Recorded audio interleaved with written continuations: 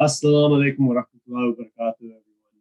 My name is Imran Ahmad. I'm serving as the Mothman for Sanat al-Tijarat for Qadam al-Ahmadiyya, and very excited to welcome all of you today to the 2021 ACE Conference. The ACE Conference is the Ahmadiyya Conference for Entrepreneurs, for those unfamiliar. It's been a long-standing tradition of the USA Jamaat, actually, to hold the ACE Conference. And I'll get a little bit more into the history and the details surrounding it. But to start things off, I'd actually love to start it off with the recitation of the Holy Quran by Shariar Sarwar. So, Shariar Bhai. Assalamu alaikum warahmatullah. أعوذ بالله من الشيطان الرجيم. بسم الله الرحمن الرحيم. ليس عليك هداهم ولكن الله يهدي من يشاء. وما تنفقوا من خير فلأنفسكم وما تنفقون إلا ابتغاء وجه الله وما تنفقوا من خير يوفى إليكم وأنتم لا تظلمون.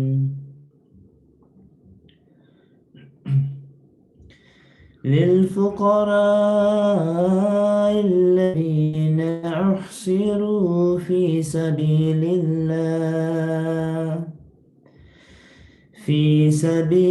الله لا يستطيعون ضربا في الأرض يحسبهم الجاهل أغنياء من التعفف تعرفهم بسيماهم لا يسألون الناس إلحافا وما تنفقوا من خير فإن الله به عليم. الذين ينفقون أموالهم بالليل والنهار سرا علانية أجر عند ربهم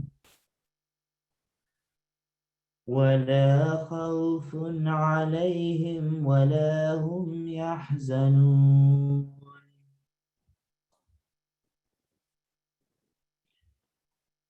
الذين يأكلون الربا لا يقومون إلا كما يقوم الذي يتخبطه الشيطان من المس ذلك بأنهم قالوا إنما البيع مثل الربا وأحل الله البيع وحرم الربا فمن جاءه موعظة من ربه فانتهى فله ما سلف وأمره إلى الله ومن عاد فأولئك أصحاب النار هم فيها خالدون. يمحق الله الربا ويربي الصدقات والله لا يحب كل كفار أثيم.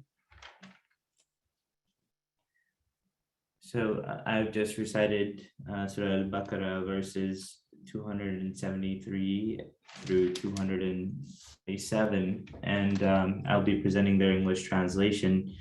In the name of Allah, most gracious, most merciful.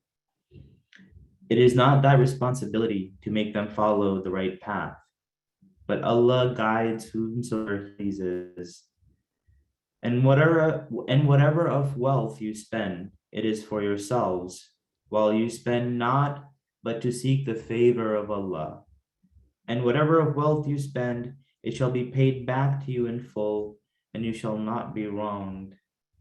These alms are for the poor who are detained in the cause of Allah and are unable to move about in the land. The ignorant man thinks them to be free from want, but if they're abstaining from begging, thou shalt know them by their appearance. They do not beg of men with importunity. And whatever of wealth you spend, surely Allah has perfect knowledge thereof. Those who spend their wealth by night and day, secretly and openly, have their reward with their Lord. On them shall come no fear, nor shall they grieve. Those who devour interest do not rise except as rises one whom Satan has smitten with insanity.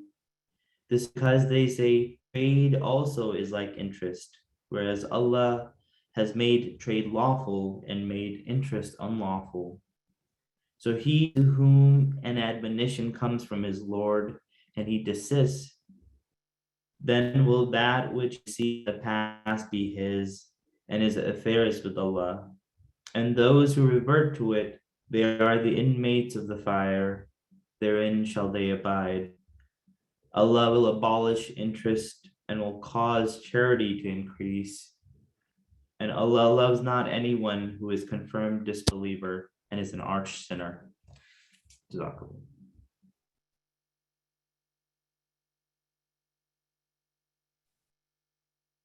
Jazakallah Sharia, right? For the beautiful recitation. I'd actually like to hand the reins now to our Naib Sadr MKA USA, Usman Bao, who will be talking a little bit about the Department of Sanat Tijara to start things off.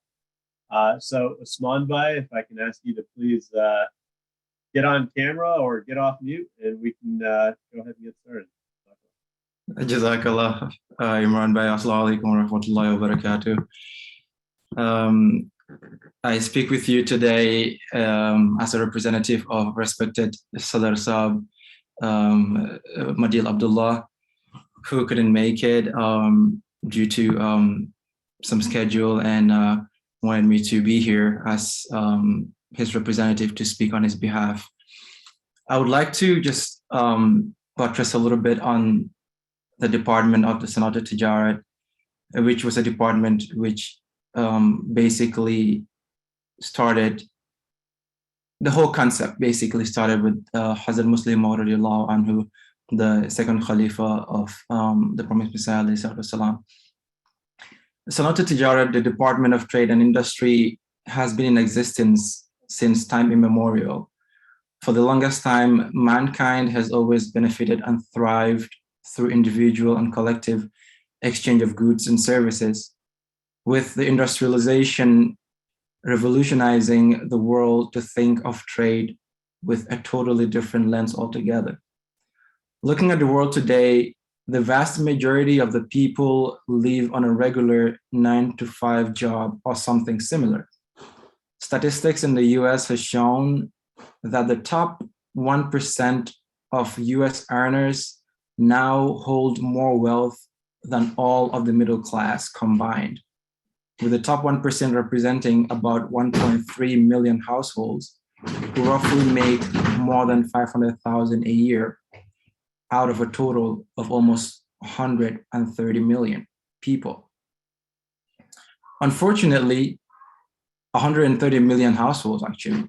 Unfortunately, this 1% aren't those depending solely on a regular 9-to-5 jobs as their main means of income. And I say unfortunately because majority of us, including myself, would hope to be part of that 1%, who are at least earning $500,000 or more per year. But we find that the majority of the people of the US are actually on the other side of that 1%. Unfortunately, however, this is something which, as has been seen, isn't making any progress as far as the other 99% is concerned. It is more of the 1% who are progressing more in making more of their livelihood compared to the rest of the population. But this is exactly why the session that we're having today is taking place. We're graced by the presence of experts who have successfully found ways of making it in the field of trade and industry in varying sectors of the trade and industry department. And we're hoping to gain a lot of wealth of knowledge and inspiration from them through their experiences and their success stories. Hopefully, all the attendees of this session have dreams of becoming successful by starting their own establishments sometime. And I pray that this session ignites or reignites that spark we all have buried in us somewhere. Hazrat Muslim Maud radiallahu anhu's words of encouragement to the Jamaat as far as the Department of Sanat Tijarat is concerned is as follows. He said, and I quote, excuse me, Hazrat Muslim Maud radiallahu anhu said, therefore, progress in every profession, every skill, and every art, and become free of the confines of countries and territories.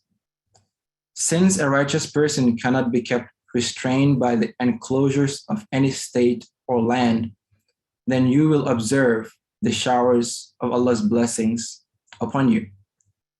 And in this, Hazrat Muslim Maud radiallahu anhu focuses a little bit more on territories and states and lands, but on a vast, as far as the mindset is concerned, it's more about how much we confine ourselves based on the thought process that surrounds us. A lot of us look at a lot of things, and the first thing that we think about is it's impossible, right? And if we look at a lot of inventions that we're all benefiting from today, it started from those who went against the odds of impossible, right? The Wright brothers, who were the first to fly an airplane, right? They did it when it had never happened before. When everyone else thought they were crazy, everyone thought that they didn't know what they were doing. And they, through their struggles and their determination, today we're here, we're enjoying, the flights that we have in the world in abundance today through their invention, right? We have Thomas Edison, who started the light bulb. I mean, there's a controversy, some say not him, but generally it's accepted that it's him. But the amount of effort that Thomas Edison put in starting that light bulb, it is said that he repeatedly failed over 1,000 times. And every single time he kept trying again. And again, everyone thought that he was crazy because that is something impossible. That is something that people haven't seen. So anything that people haven't seen, anything that people haven't experienced or haven't seen someone else doing becomes impossible until someone gets it done. And we're hoping that today, this session and the experts that we have on this session today will show us how to move away from those impossibles and turn them into something possible. And to get to the end of my talk, I would like to quote a legendary motivational speaker by the name of Les Brown, who said, "We all have dreams. And if we do not work on making our dreams come true, we will spend all of our lives working for someone else to make their dreams come true." And I love this particular quote of Les Brown because it speaks volumes when we look at the entire world today. Again, I mentioned that, a lot of us, like myself, who are working regular 9-to-5 jobs. And if you look at it, we're actually working to make someone else's dreams come true. We're working to make someone else rich. We're working to make someone else succeed. Whereas we're actually just staying at the same place all the time. But they are the ones who are excelling. And they're the ones who are getting the big names and the big paychecks at the end of the day. So in the end, I pray that Allah subhanahu wa ta'ala blesses this session today, that it becomes a means of motivation for every single one of us, that those dreams and aspirations that we've had to start our own enterprises, to start our own businesses, to start our own beautiful endeavors that we've had in our hearts and our minds for so long, that we're able to ignite those thoughts and those dreams today through this session and start working hard towards making those dreams come true. Jazakumullah ahsan al-jaza. And now I turn it back to respected Imran Bhai. Jazakallah. Jazakallah, nice other stuff. That was beautiful and very well spoken. So I appreciate you starting us off on the right direction to get things going. So again, assalamu alaikum, everybody. My name is Imran. I'm the Muslim Son of Tijarat. You'll probably hear that a couple of times today as we go through the events. And I just want to tell you, we're excited. Today, inshallah, we have a really incredible lineup of speakers and more importantly, role models that are in our Jamaat. And these are all members of our Jamaat who have done incredibly well and are really tracking towards what I think we all want to aspire towards. And today we'll hear a lot from them. But what I wanted to start off with, just from a template standpoint, so that everyone has some perspective, is why? Why are we here today, and why are we talking about Sadaqat Tijarat in the ways that we do? And Naib Sadr Saab really hit on a couple of very central main points for that. But at the end of the day, there's two or three things that are really important. One, obviously, Quranic injunction is you can earn by trade. The Holy Prophet ﷺ was a trader. This is something that has been encouraged in Islam and something that we should all be pursuing. But the quote that Naib Sadr Saab just alluded to was a very, I think, powerful quote that was given by Hazrat Masih Sani, Hazrat Muslim Maud radiallahu ta'ala anhu, that talked about very specifically how we should not be, as members of Jamaat Ahmadiyya, we should not be satisfied with being ordinary. And this quote, I think, that I've displayed on the screen really hits on a couple of those big elements. So, some things that I like to highlight from here is you become the most skillful blacksmith, you become the most accomplished carpenter, you become the most supreme architect, the best chemist, so on and so forth. And what Hazrat Muslim Maud is saying with this quote, which was from one of his khutbah, is that at the end of the day, in order for Jamaat Ahmadiyya to thrive, yes, you have to have 1 foot in the world of deen and 1 foot in the world of dunya. You do have to have a good balance. And if you are going to be participating in something, let's strive to be the best at it. Let's be free of those confines and territories. And then Allah Ta'ala, and only then, Allah Ta'ala will shower his blessings upon you. And so I always start with that because I think it's an incredibly powerful way of framing today's discussion and what we want to do for the ACE conference today. So with that, I'm actually, I'd love to jump into why we named the event as such. And, it was a little bit controversial.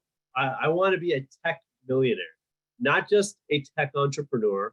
I want to be a tech millionaire. I want to create something incredibly large. I want to create something incredibly forthcoming. And so this is something that we spent a lot of time thinking about. How do we want to position today's event?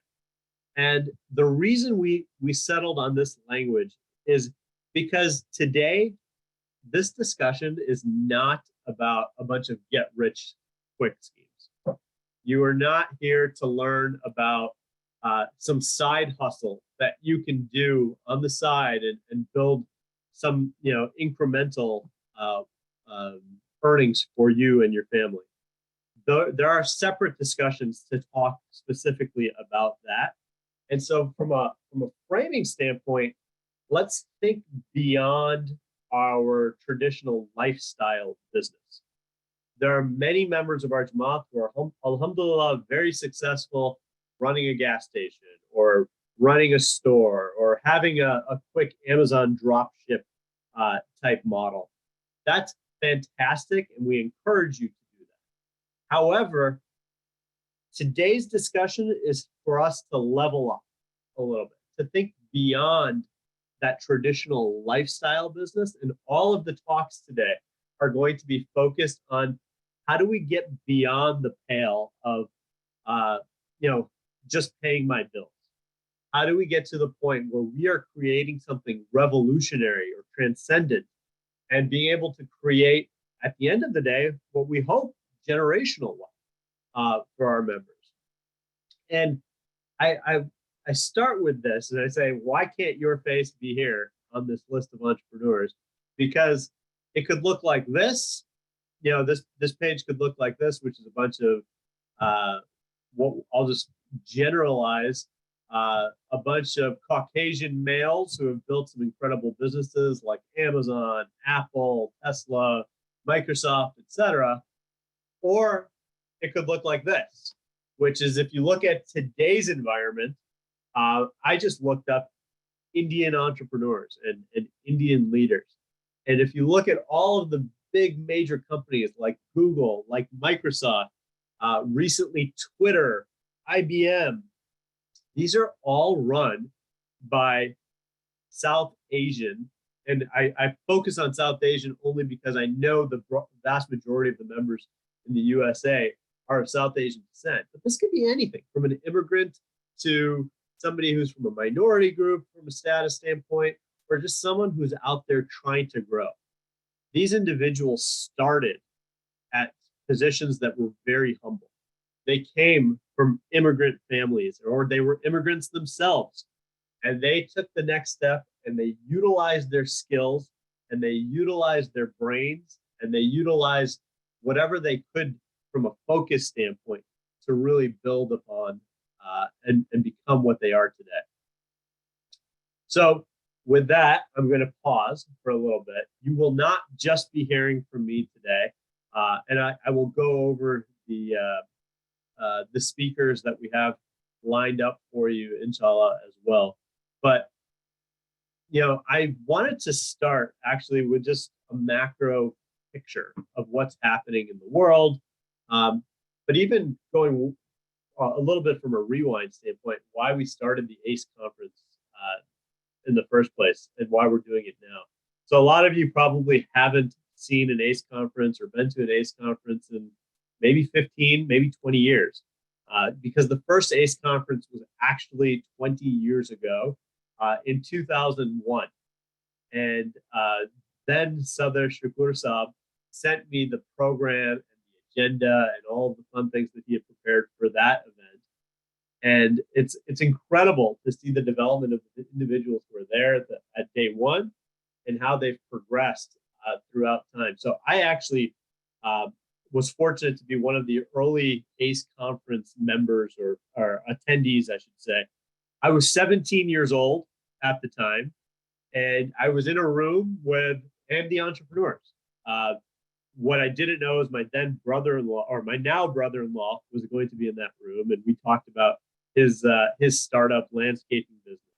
I was able to talk to leaders in our Jamaat, one who had a big chain of Burger King franchises across the country, senior execs at Allstate, and I was inspired.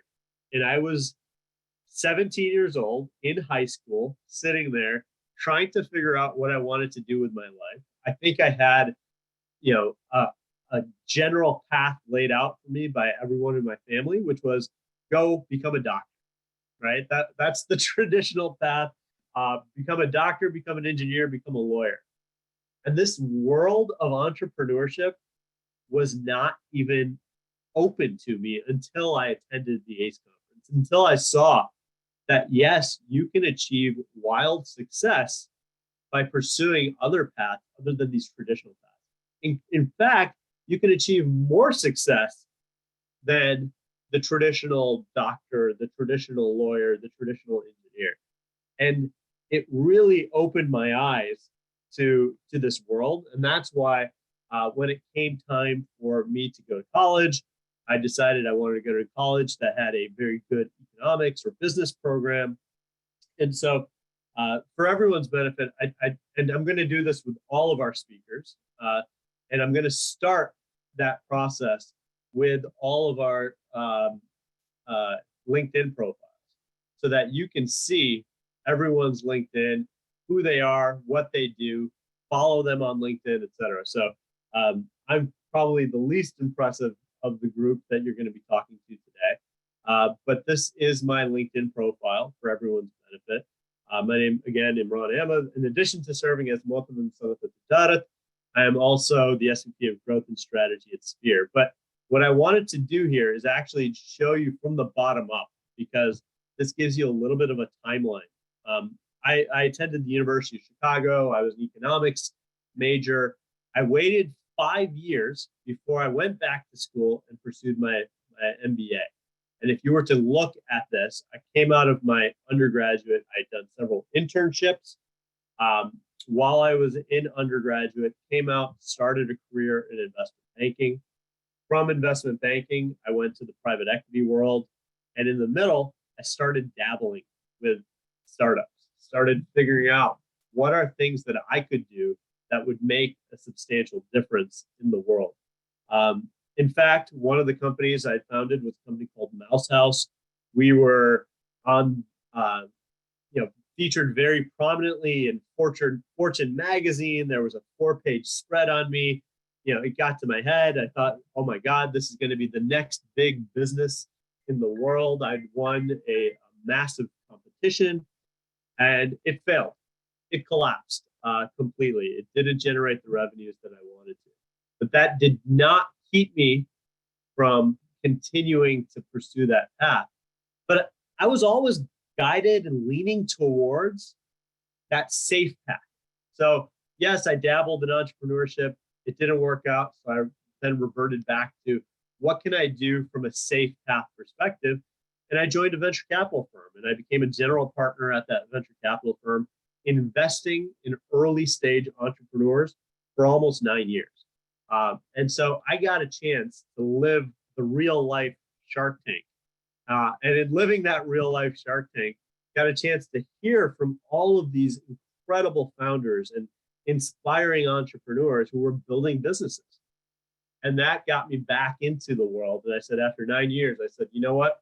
I need to get back into the startup world. And alhamdulillah, that led me to Health iPass, which we recently exited. And we have since sold it to a large private equity firm.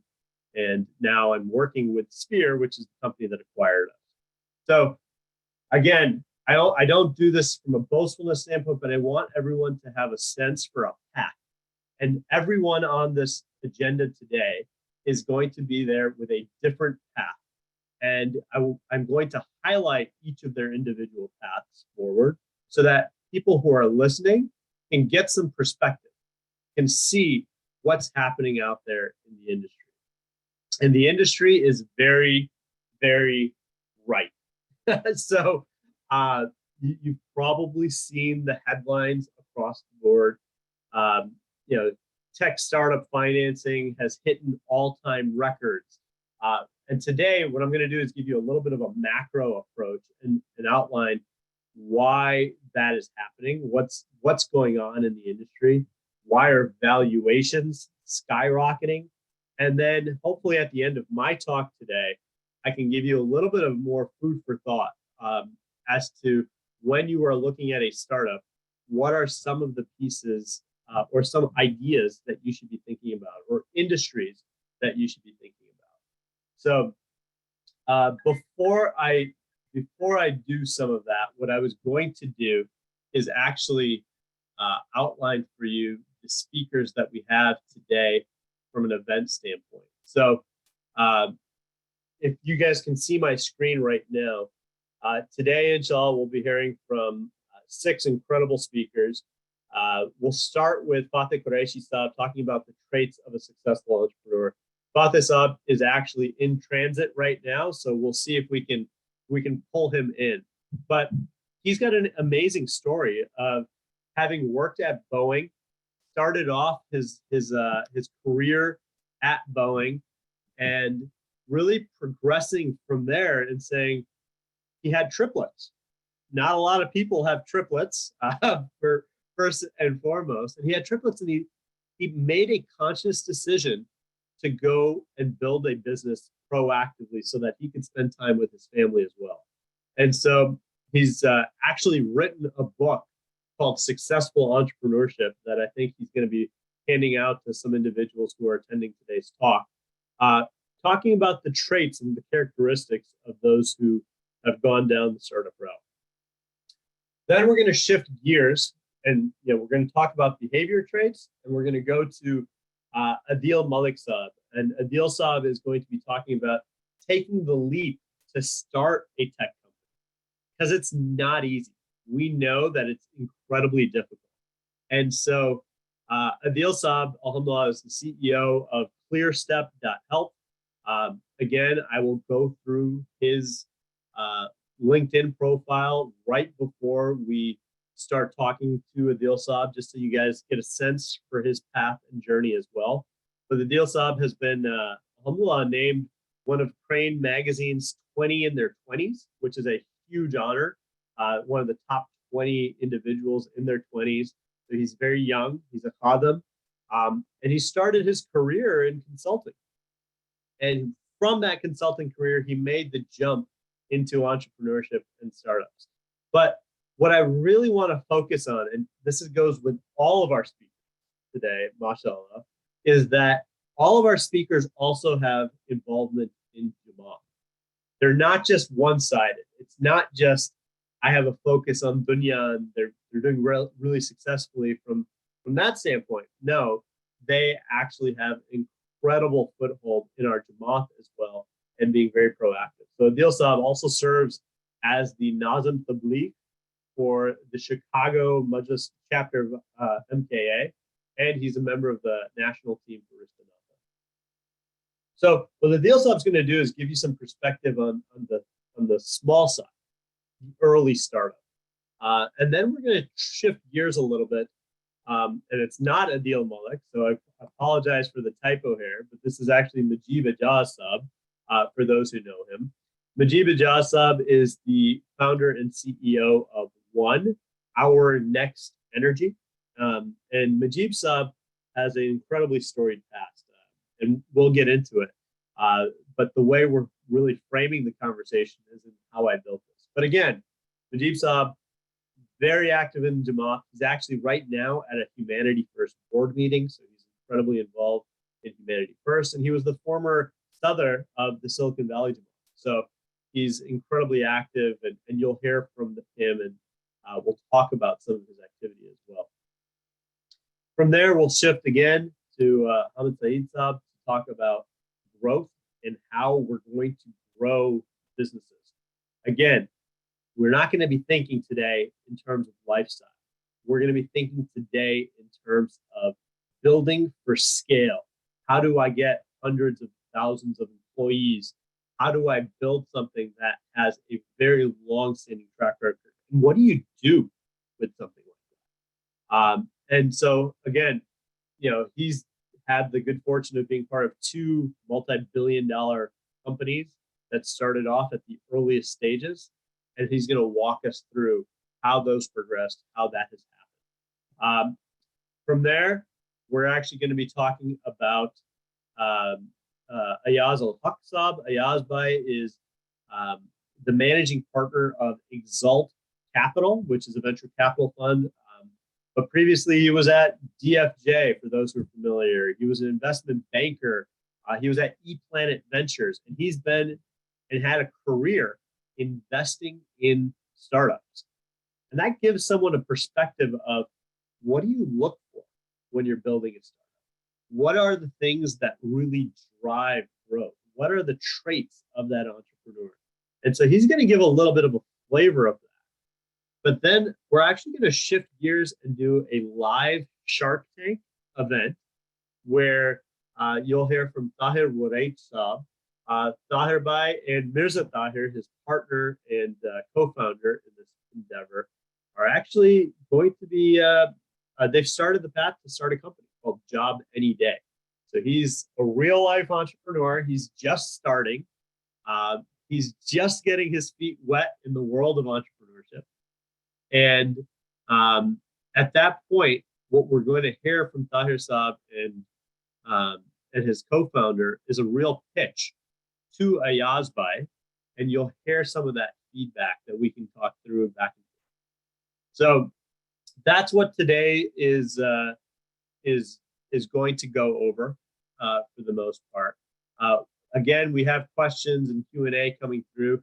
There was a question that is this being broadcast on YouTube? The answer is no. We are not doing a live broadcast of this. However, a recording will be made available to all individuals, so you can dig in and get access to that whenever you feel like. We'll also send the LinkedIn URLs in the chat window. So throughout the time, right before any individual speaker starts to talk, I will be sending their individual LinkedIn in the chat window so that you can friend them, because we encourage outreach. All the people here have been open to being reached out to and asking questions. And it's one of the things that we cannot do and cannot replicate, unfortunately, in the time of COVID. And that is the original ACE conferences that happened 20 years ago. They were very much about network. They were in-person events held on a regional basis, and everyone got to mix and mingle and talk to each other and exchange ideas. And today, we're not going to be able to do that as much, but if you want, put your LinkedIn in the chat window, let other people reach out to you. That's my humble request, is let's use this as a way to build our community. If you have questions, if you have ideas, if you're thinking about something, put it in the chat. Let's be interactive, let's engage, and let's go from there. Because I think that's the real way that these events tend to work and tend to have good value for the people who are attending. So hopefully that helped frame the conversations that we are going to have today, inshallah. There was another question that, will we have prayer breaks during the sessions? And the answer to that is no.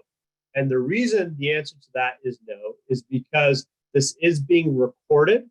And everyone is coming from a different region. So everyone's got a unique prayer time if you're on the East Coast versus being on the West Coast, because this is a national event.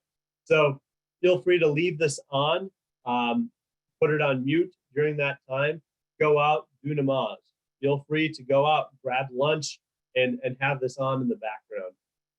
There is no obligation, so to speak, but we encourage, again, collaboration and discussion.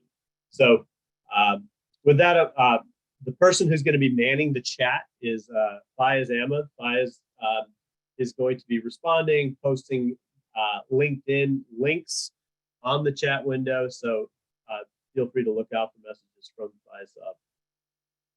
All right, I'm going to take a breather, and I'm going to shift gears from talking about what we're doing today to really talking about the startup environment and what's happening in the world today. And then after I talk about the startup environment, what's happening in the world today, we're going to shift gears and talk to the deal side. So with that, أعوذ بالله من الشيطان الرجيم بسم الله الرحمن الرحيم. You should be able to see my slide today, where I talk about I want to be a tech millionaire and the different trends that are happening in the industry. We see it pretty widely. We see it pretty aggressively in that tech startup financing is hitting records. Valuations are at peaks. All the things that I mentioned early on. But what it has done in the environment, and I've talked to multiple Khadim at this point, that we're really shifting a mindset. If you are working for a big company today and you've got a nice, stable job, that's fantastic. There's nothing wrong with it. But what I want to encourage and have you start to think about is I work with them who graduate from college and they say, I want to work for a big company. That's okay. There's nothing wrong with that mindset, except you should be thinking about early in your career, how can you actually build your knowledge base such that you're doing so quickly and you're learning a ton and you're getting real world business experience that can take you to the next level. And that's often done through a startup. And so the shift that we should all be making is, do not ask why you should be an entrepreneur, okay? But you should ask yourself why you should not be an entrepreneur or working with a startup. I'll add that addendum. And the reason for it is this. If you were graduating from college and you were to work for a startup, let's just say you're a low-level engineer, okay? You're early in your career, you're an engineer. A person who's graduating and works for a startup can probably pull in 75 to 90K of base salary. A person who works at a big company is probably 80 to 100K of base salary, or thereabouts in those ranges. So yes, the big company makes more money, but the startup gets compensated by equity. So you get more equity upside, and theoretically the business can grow. You're getting similar salaries. You're in a smaller team environment where you are actually responsible for building something. You're not just in a silo and saying, you work on this little widget in this corner of the office because I have 1,000 other people who are doing the other pieces of that puzzle. But in a startup, it's, look, we've got a big picture we need to chase down. We need to figure out what it is that we should do. And you are just given a ton more responsibility. And whether that be as an entrepreneur, starting your own company, or as somebody joining a startup, I want everyone to start thinking about that, because the risk factor of joining a startup isn't that much these days. People are comfortable with individuals and employees switching jobs every 3 years. People are comfortable with the idea that you joined a startup. In fact, they like that experience when you go to a bigger company later on. And so the common mentality that my parents put in me and everybody else, pick the safest route, pick the easiest route, and pick the most stable route. And as a parent, I have 3 children myself. That's something that I probably would tell my children too, because I don't want to take the risk on their behalf, right? But as an individual who's thinking about their career, you need to be thinking about career growth. You need to be thinking about, how am I going to be positioning myself in the best way possible? And again, the risks of doing a startup, it's not make $0 or make $100,000. It's really de minimis from a salary standpoint in terms of the differences that you're going to be faced with. But the level of experience and the amount of experience matters dramatically and will vary dramatically. So with that, just to give you some stats on what's happened. Capital has flooded the market. This is a chart from Pitchbook, and it talks about the number of opportunities that are getting funded and the dollar amount of those opportunities that are being funded. And it's been insane. Over the last 10 years, the growth has gone from 45 billion in deal value in 2011 to 240 billion in deal value in 2021, and only growing. The number of mega funds, the number of mega rounds that are happening continues to grow dramatically. But at the seed stage and at the angel stage of funding, it's also very, very unique, because what you're seeing is more seed stage deals. And if you look in those headlines that I showed you earlier, the pandemic has only increased the amount of people who are starting up their own businesses. People realized when COVID hit that relying on a third-party employer to make decisions on your life and your career wasn't the way to go. And the number of new business registrations has climbed dramatically during the past 2 years. And this chart, what it's showing you is the value of those deals and the deal count has increased incredibly. And if you look at what industries these startups are in, it covers the gamut. But software and data tends to be the vast majority of startups, right? When you think of a startup, you think of a software company. But don't just think of software in of itself. E-commerce is technically software, right? You're building a technology solution, and it has a data element to it. Fintech is also technically software. And it doesn't matter what industry you choose nowadays, you have to have a very strong tech perspective and a tech bend to what you are doing. And so this is just a chart that shows how things are being progressed. But the number of startups, typically it's a supply demand thing, right? If there's more supply of startups, you would expect the valuation of each of those startups to go down. But we're seeing the opposite happen. If you look at the valuations that are happening in today's industry, whether that be late stage from a venture capital standpoint or early stage, you've seen the valuations of these businesses skyrocket to the point where you can have an idea, you can have a couple things from a product standpoint laid out, but if you have an incredibly strong team that you've built, if you have an incredibly strong technology solution that's fitting a need in the market, and you find that product market fit, funding your company is not a challenge. There are plenty of people in the Jamaah who will fund your business if you have those things that are going for it. The people on this call today, a lot of them have expressed a willingness to invest directly in members of the Jamaah who are building something groundbreaking and building something big. But we're going to put that lens on that's very, very specific to, is this business a business that can grow? We do not want to have a bias of investing in someone just because they're in the Jamaah when it won't be a successful business. We're still going to put on that very specific lens. But this is to show you that valuations have increased to the point where, in 2011, an average seed round was at $6 million from a pre-money valuation. Now you're looking at an average of $11 million from a seed stage round. So that means they don't really have much revenue traction. That means they're kind of, in the infancy and early innings of building their businesses. And it's a pretty incredible statement to say that the valuation over 10 years has doubled. Even if you account for inflation, this is because people can get a lot further with a lot less. It used to be 30 years ago, 20 years ago, you used to need a server.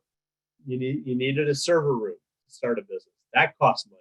You had to spend a couple $100,000 of just infrastructure to start a business. Nowadays, that is not the case.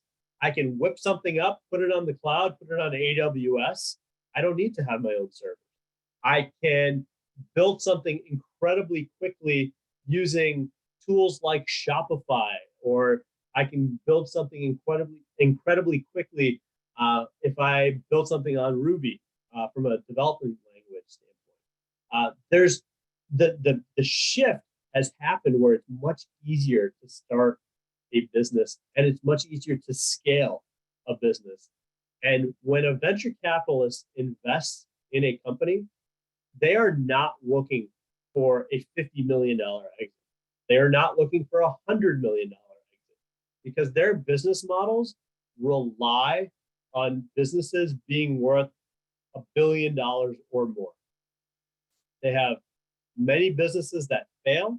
They have a couple businesses that succeed and need to make up for those failed businesses. And that's really what happens. And as a result, what you're seeing is, I call it the year of the Decacor. And if you're familiar with startup parlance, these days, if a company's worth $1 billion or more, it used to be called a unicorn. It was such a rare event that they called it a unicorn if your startup was worth $1 billion plus. But what's happened is we've seen that $1 billion line in the sand move to now we're seeing decacorns, things that are worth $10 billion or more. And in 2021, we've seen an incredible amount of companies that have that valuation that are worth 10 billion plus. And it's because, again, we're seeing a shift in what's happening in the industry. And I'm going to put on the slide, it's going to look like vomit. So I apologize in advance. But I'm going to put on a slide some things that people should be thinking about and what's happening from an industry standpoint, just to lay the foundation. But at the end of the day, there's no shortage of opportunities that are out there. Some things that people should be thinking about if you're thinking about your next startup, right? If you're thinking about, do I want to start a business? The two charts on the right here on this slide are one, industries that have the most promising startup technology, and the top 5 by investment. So the top 5 industries by an investment perspective. So what are people pouring money into? What are people starting, and where's there an opportunity? And you need to be thinking about things from a macro standpoint. What's happening in the world? Well, inflation's happening. Great, we know that. Gas prices have gone skyrocketed. Natural gas prices have gone up. The price of a gallon of milk has gone up. We see that all around us. But the Fed, the Federal Reserve, just announced that interest rates are going to be starting to go up as well. So as an entrepreneur, you need to be sitting there thinking about the macro picture and saying, what impacts will this have? I know this is happening. What impact will this have? And how can I, as an entrepreneur, take advantage of it? We've been in a 14, almost 15-year bull market. A bull market means the market has gone up, up, up, up. And that's not normal to have that extended length of time. And so there is an expectation that things will flatline. When? I don't know. When we were raising our last venture fund, we went out to the market, and every investor, every LP who was going to invest in our fund asked me the same question. When the market turns, how are you going to be prepared? And we said time, diversification of money, and all the fun things that you're supposed to say. But at the end of the day, we all had an expectation that the market was going to crater in a year. And this was in 2015. Well, if I'd pulled out of the market completely, I would have missed out on another 6 years of bull market, of the market going up, up and away. So just something to think about. Another thing to think about is artificial intelligence and how that is going to play a role and impact industries. And artificial intelligence / machine learning, they can be categorized in different ways. But at the end of the day, think of it as a way for your software, your program, your computer to get smarter with more data sets. And when it gets smarter, it's incorporating thousands and thousands and millions of data points to the point where it can write an article for you. I encourage people who are on this call to look up something called GPT-3. GPT-3. It's incredibly scary, but it's an amazing testament to the power of artificial intelligence, where I can just enter in, for example, a couple words, and GPT-3 can take those couple of words and say, okay, I want to write an article about Samantha Tejada. Great, GPT-3 will take that. They will write an article for me. It'll be 500 words or whatever I designate it to be, and it will make coherent sense. And it's very difficult to say, machine wrote this paper for me versus a human wrote this paper for me. And there's thousands and millions of applications for that tool and artificial intelligence in general, to the point where companies like Google have said, we are an artificial intelligence company. They've shifted their mindset from search to what they were doing, to saying, no, our search is now based incredibly on AI and what's happening. Another thing to think about is climate change. What's happening in the world? There are funds that are dedicated to addressing climate change and issues there. And I bring this up because, again, everyone should be thinking about macro trends to figure out how those macro trends are going to impact my startup and going forward into the future. And things like the future of work and education.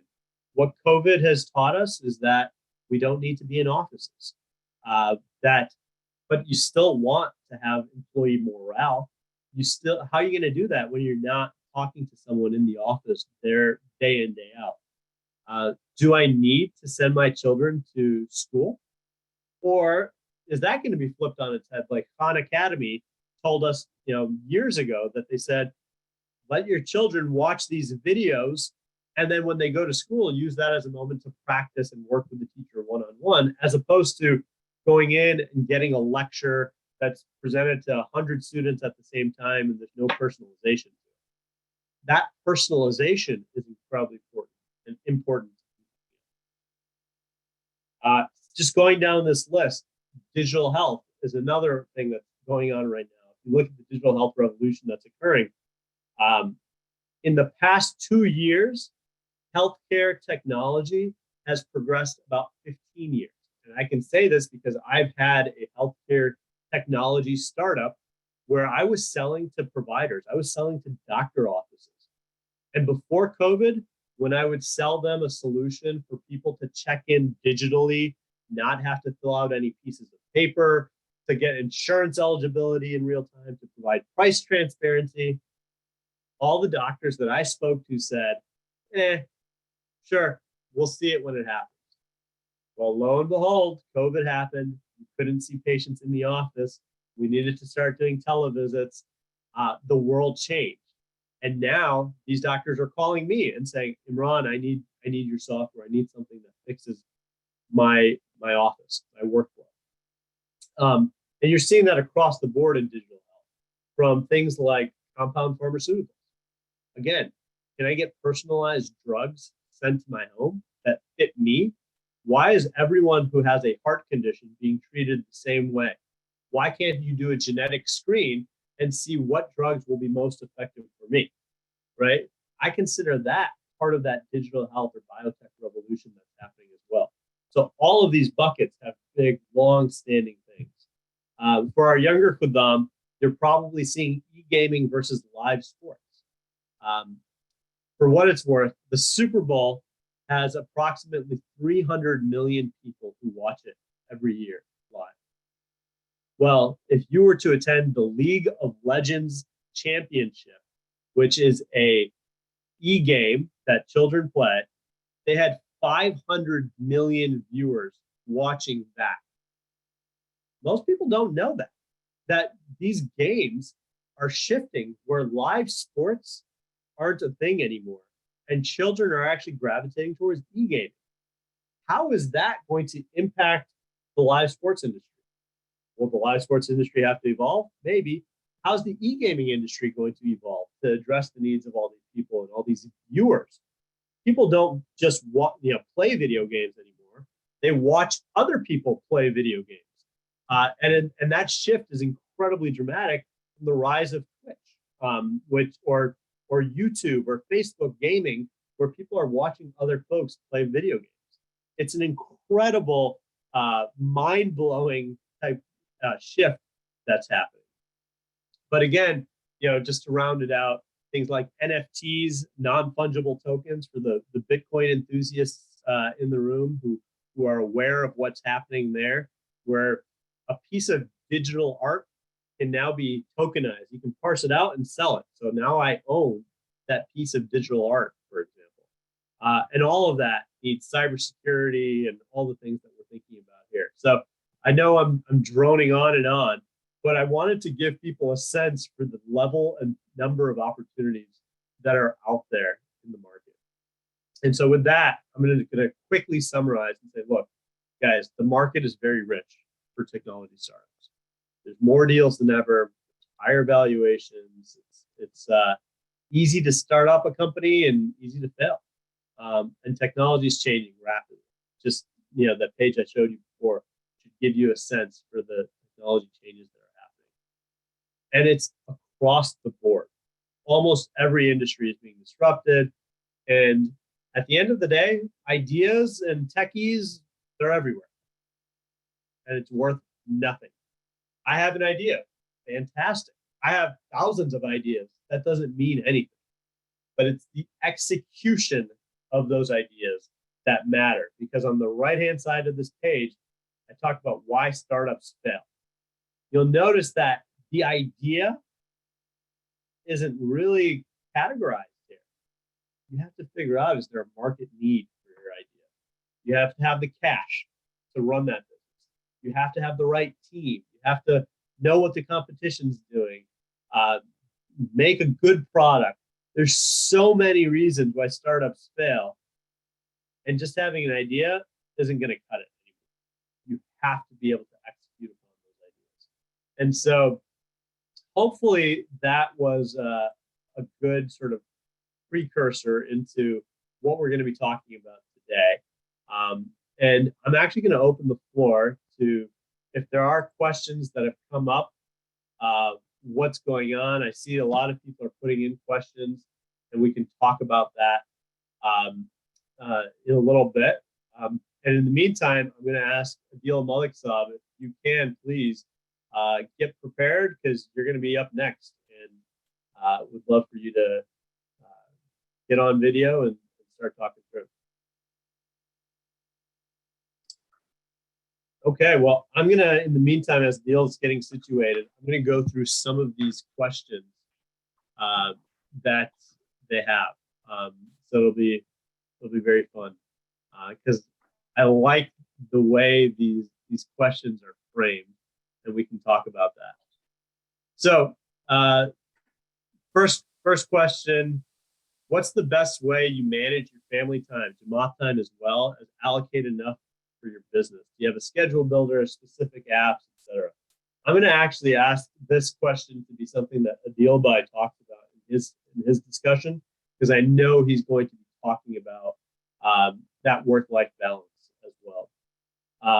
There was a question here about all millionaires or billionaires love capitalism, love small government.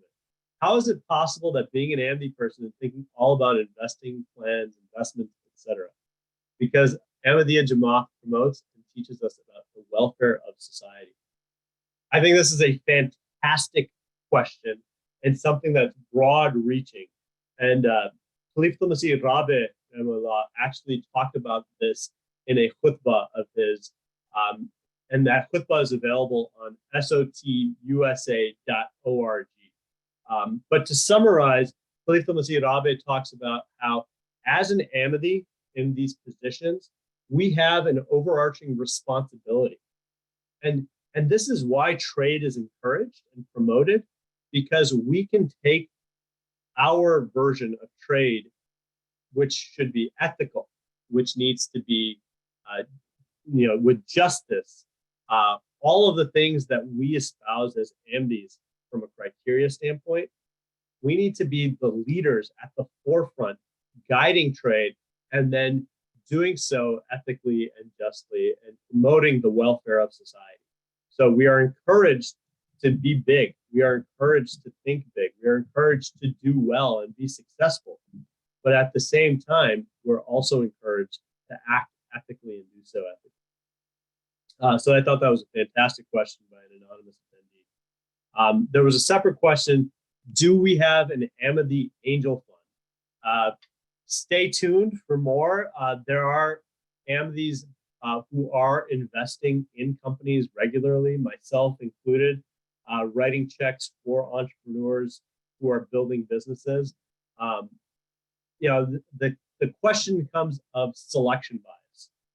If you have an Ahmadi Angel Fund, there's a very small amount of Ahmadis who are doing startups, and then you're going to have to deploy that capital. And that's not a good way to run a successful fund, typically. Instead, we're happy to promote individuals, and we're happy to allow individuals to go through and make investments. But if you do so as a fund, you get problems with selection bias. And as a department, from a Summit of the Dotted standpoint, we would like to open up opportunities for individuals to invest, but we don't want to start a formal fund, if that helps. There was a question about the speakers talking about their bio, and we'll talk about that as well. There's a really funny question I like, which is, how does an AMD millionaire pay chanda? Would they write a check off 6% of the millions they earn to the local Secretary Mall? Yeah, they should. 6.25% theoretically. And we've actually got Maniba Jasab, who is a Musi, who will be talking specifically about how him as a Musi and how he's contemplating that angle as well. I think it's a really good question that we should talk about. And there's another question about businesses to start when you're a little bit older, and we can talk about those as well. But with that, I'm going to pass the reins to Adil Saab. Adil Saab, the floor is yours. I'm going to stop sharing my screen and let you go. Jazakallah. Assalamu alaikum warahmatullah. Can you hear me okay? Yeah. Okay. It looks like I need to be passed the baton for screen sharing. Whoever owns that, if that's you, Imran Bayer.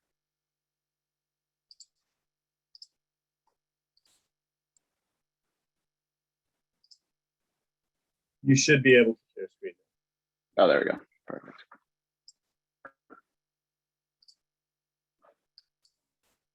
Okay.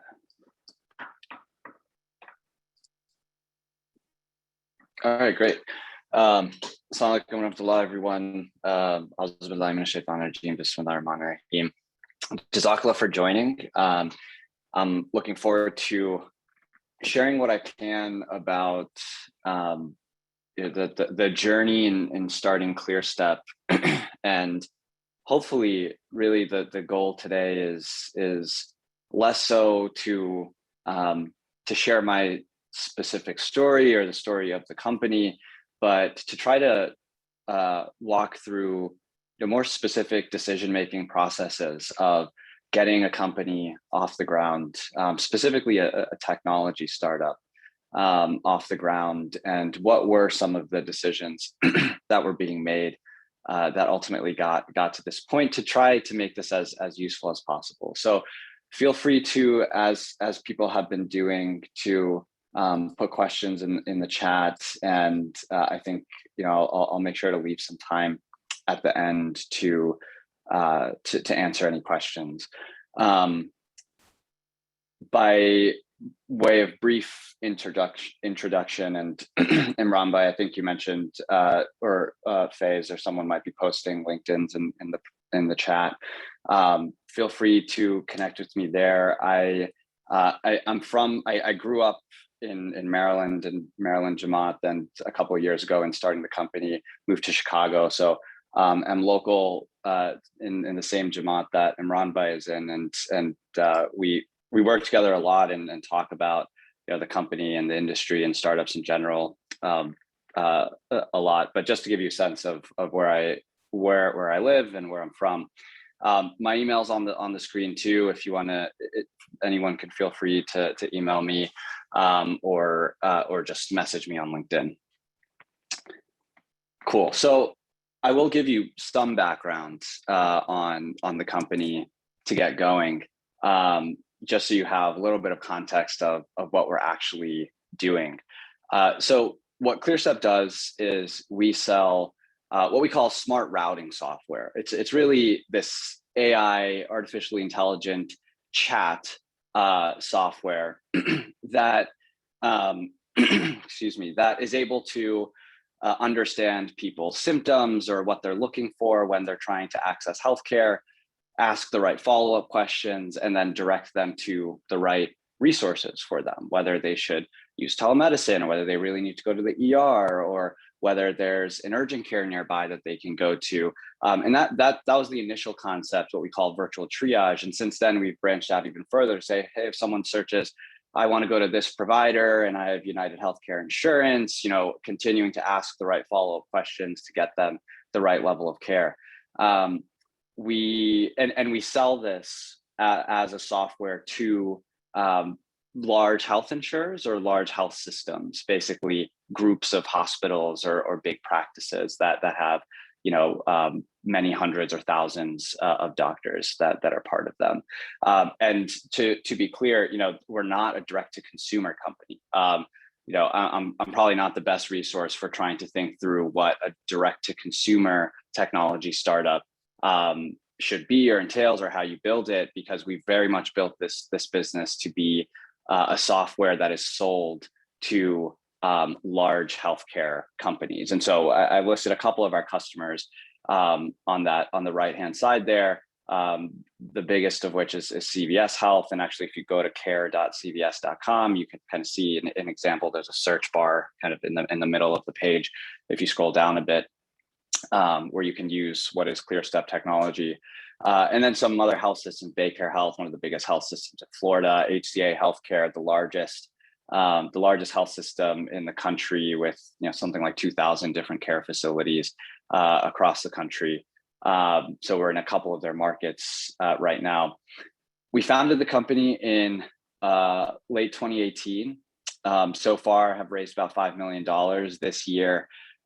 Grew a lot in many ways, from a revenue, user and employee count metrics. So it's been a very exciting year that's really set a strong trajectory for the future, inshallah. So from here, with that brief introduction on ClearStep, I'll probably spend the most time just on this slide. And what I tried to do is just as simply as I can, with a greater focus on the seed stages than the later stages, and some of the other speakers will be able to speak to maybe some of the later stages in a bit more detail. I wanted to give a sense of how do you even get started, and what are the main phases, particularly in the seed stage of a company of getting started. And I'll just kind of walk through some of these basic concepts, but then and walk through the timeline in that way, but then also come back and speak to when I reflect back how I made the decisions to even leave my job and pursue this full time, to make it a little bit more tangible. And then, like I said, if people have questions around these areas or anything about it, I'll try to address towards the end. And like Imran was kind of getting at too, one of the main concepts I want to touch on, or ideas I want to touch on, is what is the real risk in getting started. So I'll do that as I kind of speak to at least my journey in getting started. So the first thing, and it's quite obvious, right, is you need an idea. But as Imran was pointing out, in some sense, ideas are cheap. It's not just having an idea. A lot of people have good ideas. You really need to. It's all about execution. And the first part of execution against an idea that you have is studying the market and what currently exists, what the competition is, what currently exists to achieve whatever the solution is that you're trying to create, or that you have an idea for. And it kind of is implicit in that there must be a big problem. All ideas, solutions really are trying to tackle a problem that exists. And to build a startup that can be venture backed and that you raise millions, tens of millions, hundreds of millions of dollars to fund its growth, there has to be a really big pain point and problem that exists that people are willing to pay for to solve. So that's really critical. For us, it was that initially it was just this basic concept that people don't know what to do when they experience symptoms and they're trying to look for care, and the existing solutions that help people guide through that process are not very good. WebMD leads you into a rabbit hole. You have you have nurse call centers, but they're super analog and no one really likes engaging with them. And we need better digital tools to be able to guide people very specifically and in a personalized way. So there needs to be a really big problem. And I wrote there that you really want to be able to really create the math for, hey, this market is, this problem represents $100 billion or more of inefficient spend, of missed opportunities, of revenue growth potential. And you have to be able to, even at this relatively early idea stage, kind of model that out, say, hey, there are 6,000 hospitals in the country and they lose this much money, and every single one of them, times how much money they amounts to these huge numbers, right? You really need that to be able to have the right lens onto then how to even build a solution. So from there, great idea, real problem that you can solve, an idea for a solution that doesn't exist right now, or maybe there are other competitors early on also trying to tackle it. And by the way, there shouldn't be no competitors. Actually, there probably should be some competitors working on it and in the direction, because if there are no competitors, then it means that something's wrong. Either it's not a real problem, or the market's not ready yet, or something like that. So there should be some competitors, but in order to actually move forward, you need a founding team. Likely you're going to bring one lens to solving the problem. For me, it was kind of the healthcare industry and business side, but I needed an actual engineer who can come on as our founding engineer. I needed someone with a clinical background. So finding and rounding out a team, and trying to be really scrappy about building a minimally viable product, MVP. Basically, the minimum you need to build to show that your idea can work, that you actually can put together some technology to make it work. And then, you need angel funding, initial funding. Accelerators are great options for that. And there are a couple of, family and friends often are a good source of initial funding. Angel investors that can often come from that same pool of family and friends. And then there are these accelerator programs all around the country. Probably the most famous one is something called Y Combinator. For those that aren't familiar, I would encourage you to just go check out their website. And some of the biggest companies that we know of today were YC companies, Airbnb, Dropbox, Reddit. And we went through something called Techstars. So what these accelerators do is they'll give you some initial amount of capital, really at an early stage. Like all you need to get into an accelerator is a strong idea, a good founding team, and ideally some sort of MVP. And not even that sometimes for companies that got funded by YC or Techstars. But ideally you have like those three things. And what the accelerator programs do is over a period of 3 months, you'll go, live and work and operate out of a specific space. For YC, it's a space in Palo Alto. And they'll give you $100,000 to $150,000 to get started, to pay some engineers, to for your own living expenses, whatever you need to be able to spend money on. And they're real. And then the point of it is they surround you by mentors and experts and people to get advice from, and people who have founded companies that are several stages ahead of you. And they're really, really good places to build a foundation of the company. So, I would strongly encourage people who are first time founding a company to really explore accelerator programs. They do definitely help in building the foundation of the company and getting initial funding. And they take, they take a decent amount of equity, right? They typically take something like 6 or 7% of the company to do that, to provide that kind of acceleration. And if you're a multi-time founder who already has that kind of stuff, you may not need an accelerator. But I think it's a really, really good option for first-time founders to kind of get their footing and be able to make progress.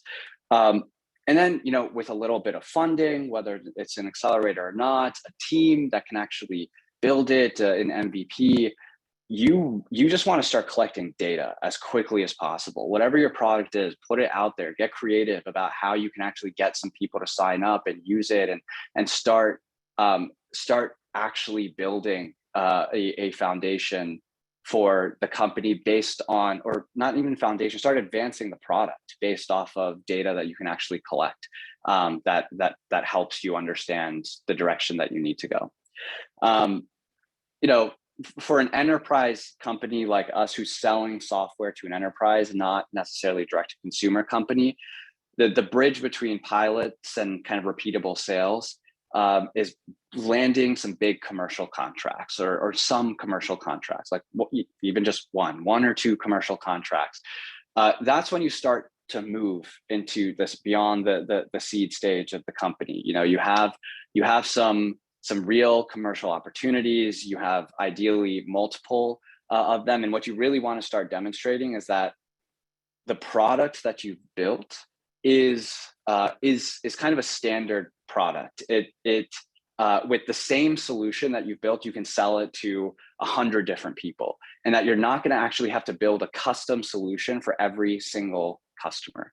That's really actually key to software and to product. I actually want to stay on this for just a second, because the way that you're able to raise venture capital and get good valuations is by having a standard solution. You don't want to operate like a consultant. You don't want to come into every customer that you have and create a brand new solution from scratch for them, or even 50%, even if you have 50% of it, create 50% from scratch. That's not a model that is rapidly scalable.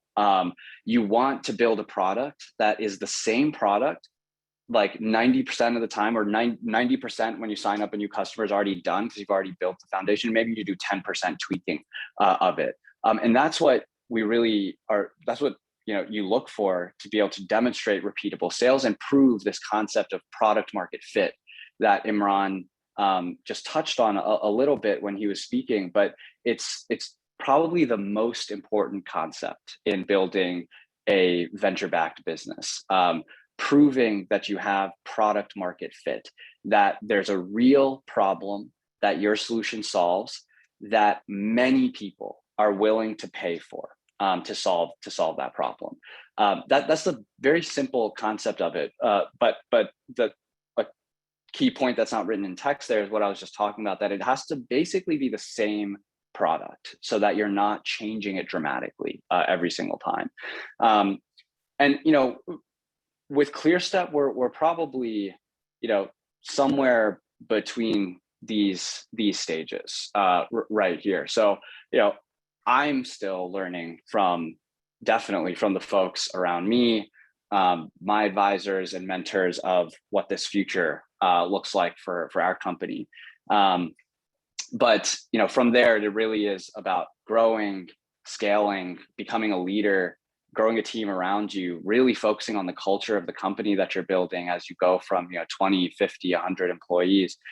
And what becomes really challenging is constantly innovating, right? It's almost like constantly trying to do this process over and over again with new product lines and new problems you're solving that make sense and build on the foundation that you built. And it's definitely a challenging thing to constantly be looking at what's the next new thing that our existing customers want, that new customers will want.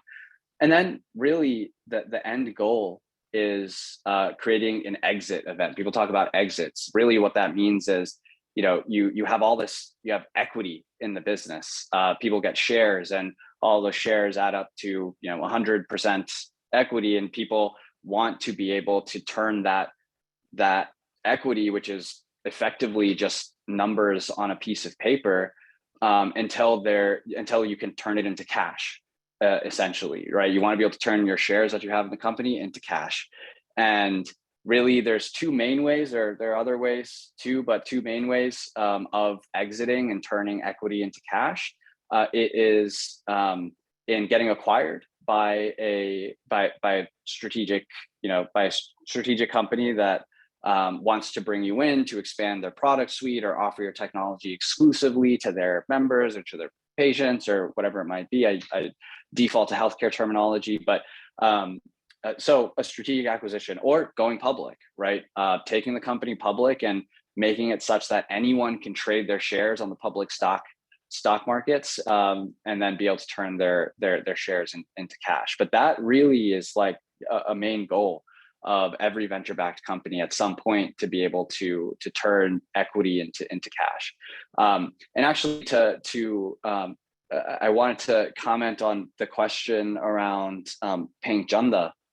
A lot of entrepreneurs, when they're building their company like this, they're making decent salaries, but they may be, millionaires on paper, right? Like, until there's a liquidity event, it's not, they don't have millions of dollars of cash just sitting around. But if you're an MD entrepreneur that actually exits, you should definitely pay chanda on whatever that the exit amount is that you get.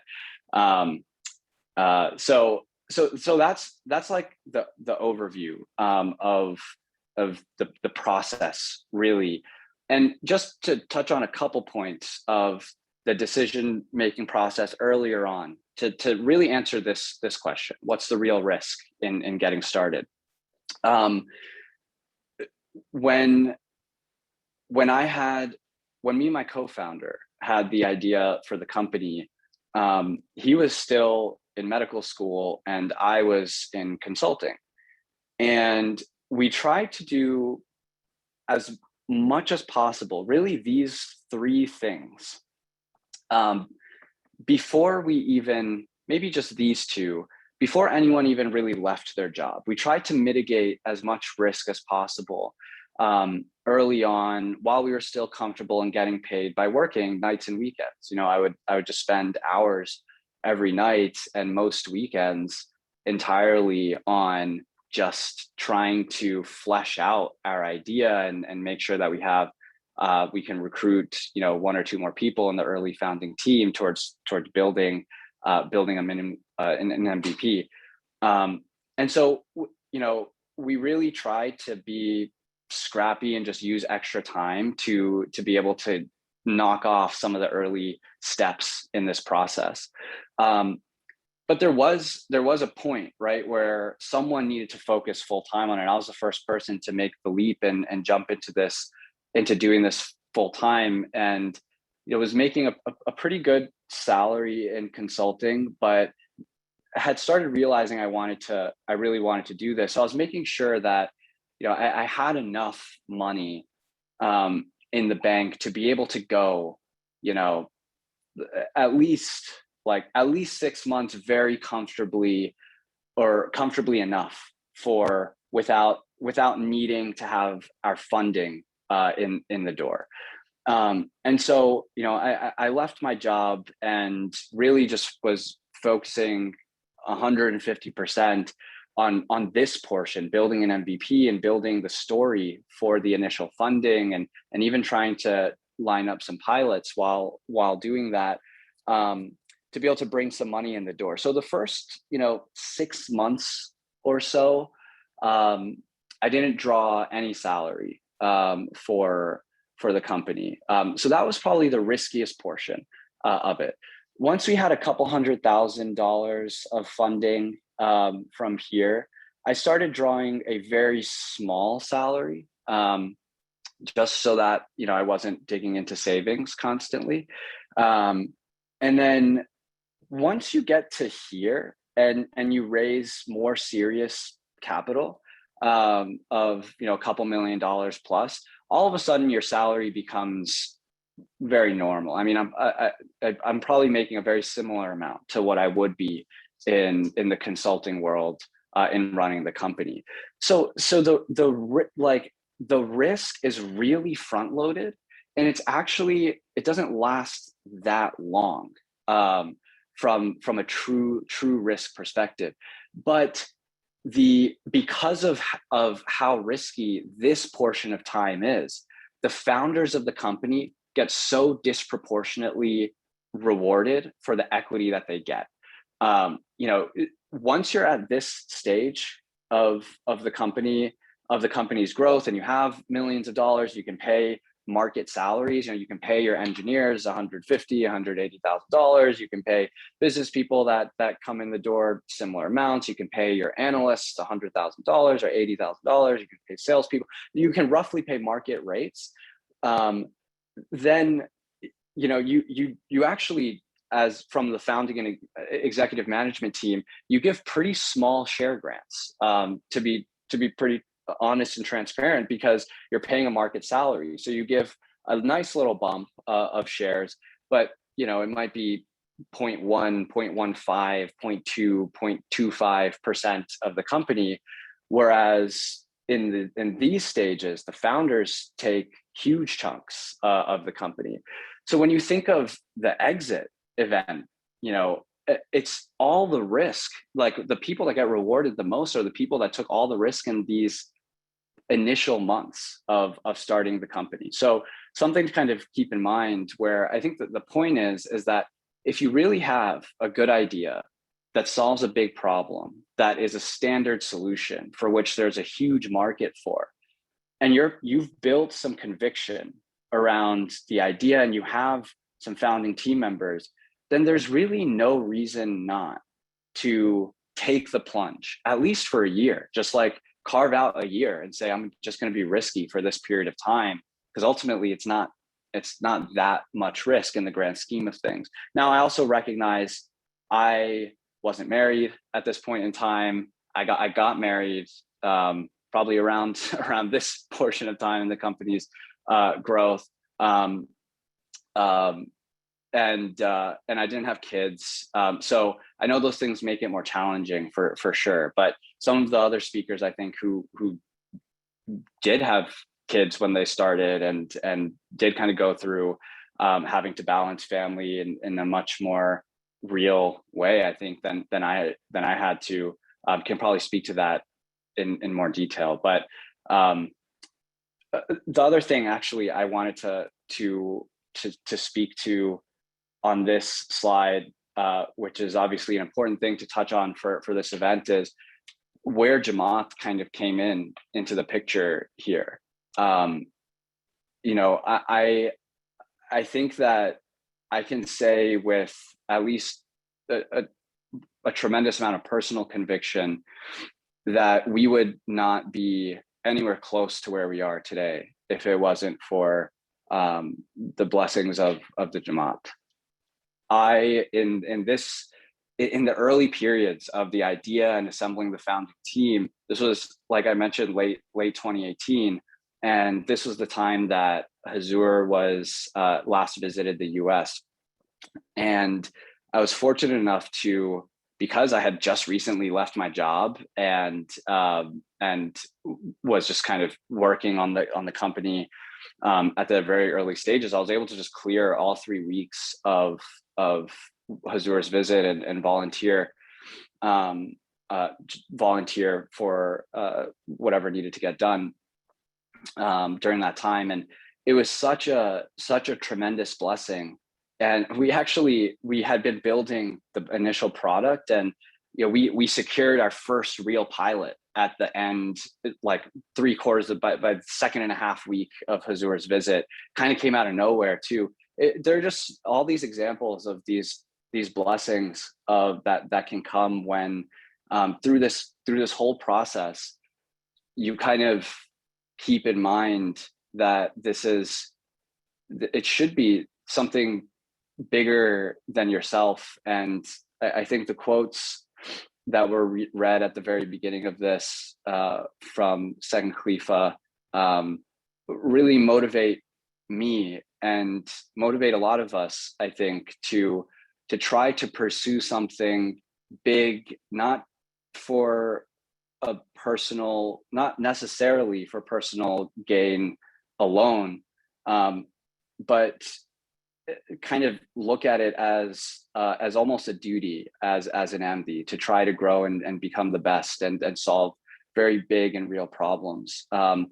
And so there are a lot of stories and examples. You know, I met Imran somewhere probably around here and moving to Chicago, and started working with him a lot, and that's been a big blessing for us as well. And then I should also say, you know, in this first round of funding, there were several Andes that participated as angel investors. Some that I saw are on this call, and you know, it's been very, very meaningful to be able to tap on this network that we have in order to get going and get the gears turning.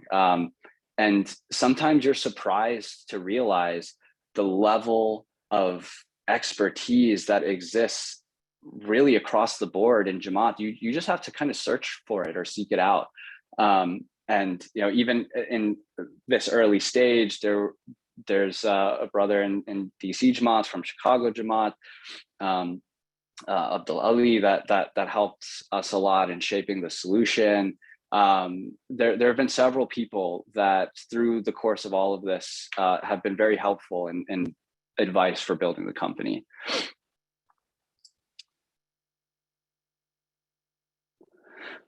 Just two more slides of what I have here. Imran Bhai already kind of touched on this a little bit, but the difference between a venture-backed business, it's important to know the difference between a venture-backed business and you know, a lifestyle business or a small business. And you know, don't mean there's really nothing wrong at all about a small business or a lifestyle business. And by small business, I mainly just mean hasn't raised public funding or sorry, private funding or venture funding. Small businesses can make millions of dollars a year and be really profitable. And so if that's the goal, and there's a good way to make a lot of money with a business, a lifestyle business where you don't need to raise capital, like that's a great option. But the goal of a venture-backed business, when you go out and raise money, is to achieve huge scale. That's the goal.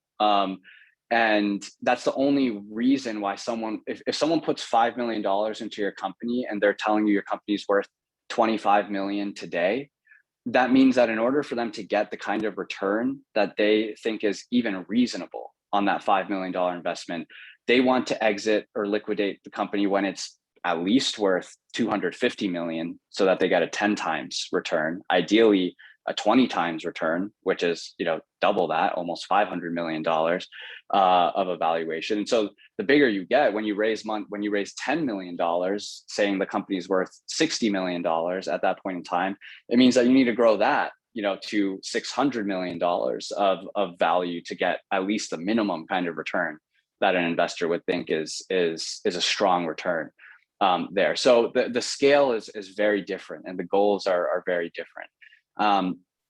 And I chose these things because these were some things that I wish I understood in a bit more detail in getting started. To, you know, be really creative about getting to market as quickly as possible. Don't wait till the solution's really perfect. Just be scrappy and put something out there, get data, try to get customers, have conversations with people, try to sell, get their feedback. Don't just sit in a room silently ideating and writing code and building a solution without getting as much feedback as is humanly possible to iterate off of. And then, you know, understand how valuations work. I started alluding to this too, the difference between consulting and software.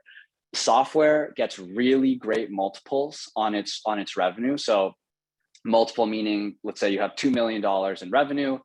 You should, in this market at least, expect, you know, probably at least a 10 times multiple on that revenue to say, hey, you're worth $20 million. You know, it can get decently higher than that. You know, there have been companies raising at 30x, 40x multiples. But the reason why is because you're building a standard solution where there are high gross margins. There's a lot of detail there. I'm happy to answer people's questions if they want to understand a bit more how valuations work, but it is important to know.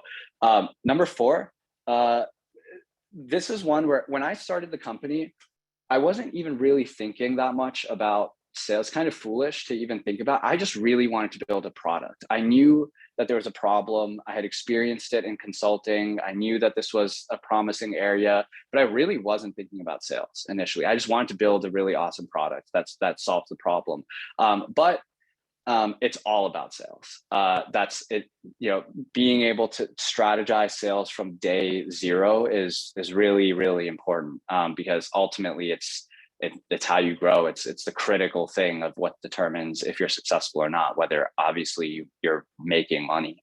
So thinking about it from the beginning is important. Having an amazing team is so important. You have to really focus a lot of time on recruiting great talent. And I kind of mentioned this too, but number 6, like, you have to always be thinking about differentiation, how you're different from the market, innovation, and assessing whether you truly have product market fit. Lastly, I wanted to just highlight what I think, just some of the pros and cons. I put cons in quotes because yeah, you can look at these in a different lens, and they're not necessarily cons. But starting from the top, it's really a big blessing to be able to get to a point where you can feel like you can create something much bigger than yourself or any individual. Create a company that if you were to step away would still exist and would still continue operating and having, the second point, having an impact and actually creating measurable value, right? Like I highlighted, you have to solve a problem. So if you're solving a problem, and that problem can be there, it doesn't have to be like a healthcare problem or even something related to like making people feel better. Like, Netflix solves a problem because it gets you entertainment more easily and digitally, right? But either way, you're creating value at scale. And then I think that personally, I don't think I could have grown as a leader, as a thinker, at the rate that I feel like I have over the last few years in any other way, besides in starting the company. And then, like has been highlighted, or is almost the name of this event, you can't create generational wealth via working a 9-to-5. It's not possible.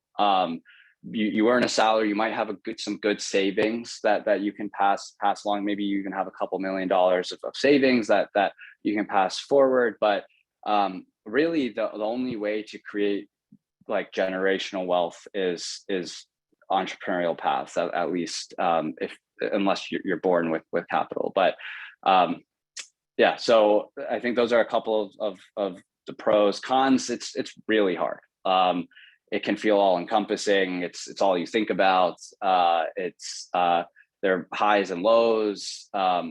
As a founder, particularly as a CEO, you have ultimate accountability. If the company goes bust, ultimately you're accountable. When things go wrong, you're accountable. And it can be pretty challenging. You have to make really, really hard HR and personnel decisions. There will come a day when you'll have to fire someone. And it might be your founder, it might be, you have to make really tough decisions for personnel or around personnel. And for anyone who's going through starting a company, I can talk about this in more detail too. There were 4 co-founders of ClearStep initially, and there are 2 remaining, and those are really tough decisions on parting ways with them. And then, each stage is really tough. Getting off the ground, having a real idea, things like that, very, very tough. But it almost gets harder, or it gets more challenging in newer ways. Like to think about going from 0 revenue to $1 million to $2 to $3 million of revenue. Those are like those feel reasonable, but to take 3 to 9 million, to take 9 to 30 million, to take 30 to 100 million, it gets increasingly challenging in many ways, and there's always a risk of failure. But yeah, that's hopefully this was useful for people to get at least a little bit more detail on the thinking here, and how decisions are even made. Imran Bhai, I know I'm actually coming up on my time, so I don't know if there's too much. Yeah, no problem, Adil, but there are a couple of questions that I think are in the chat that I think would be super helpful for you to answer. Okay. So the first question that I think worth talking about is how do you shift the mindset from job to entrepreneurship? The person expresses that they're being judged by their parents, teachers, society, and relatives every day. So how do they frame that? Yeah, I mean, I think it is about just framing the risk appropriately to these people, right? Like, especially if you can be scrappy and work on it on the side for up to a certain point until you can mitigate some risk and maybe get into an accelerator program, get into a Techstars program or something, and you can kind of prove to yourself and others, hey, we just pulled in $100,000 of funding to get started, and I'll at least be able to pay myself and not be homeless, right? Like that's going to help in terms of framing it to other people. I don't know if part of the question was just entrepreneurial thinking for yourself as well, which is a bit of a different topic. Yeah, I think that's helpful. Another question that was asked was, how did you find your co-founder? And how do you, I think just to fortify that question, how do you find people of different skill sets other than your own? A lot of people say, I want to start a business. I just need a developer, right? Yeah. And I want people to get away from that approach. But how did you find your co-founder? Yeah, well, I think this is a good reason to focus on network building from the earliest days, from when you're in high school, from when you're in college.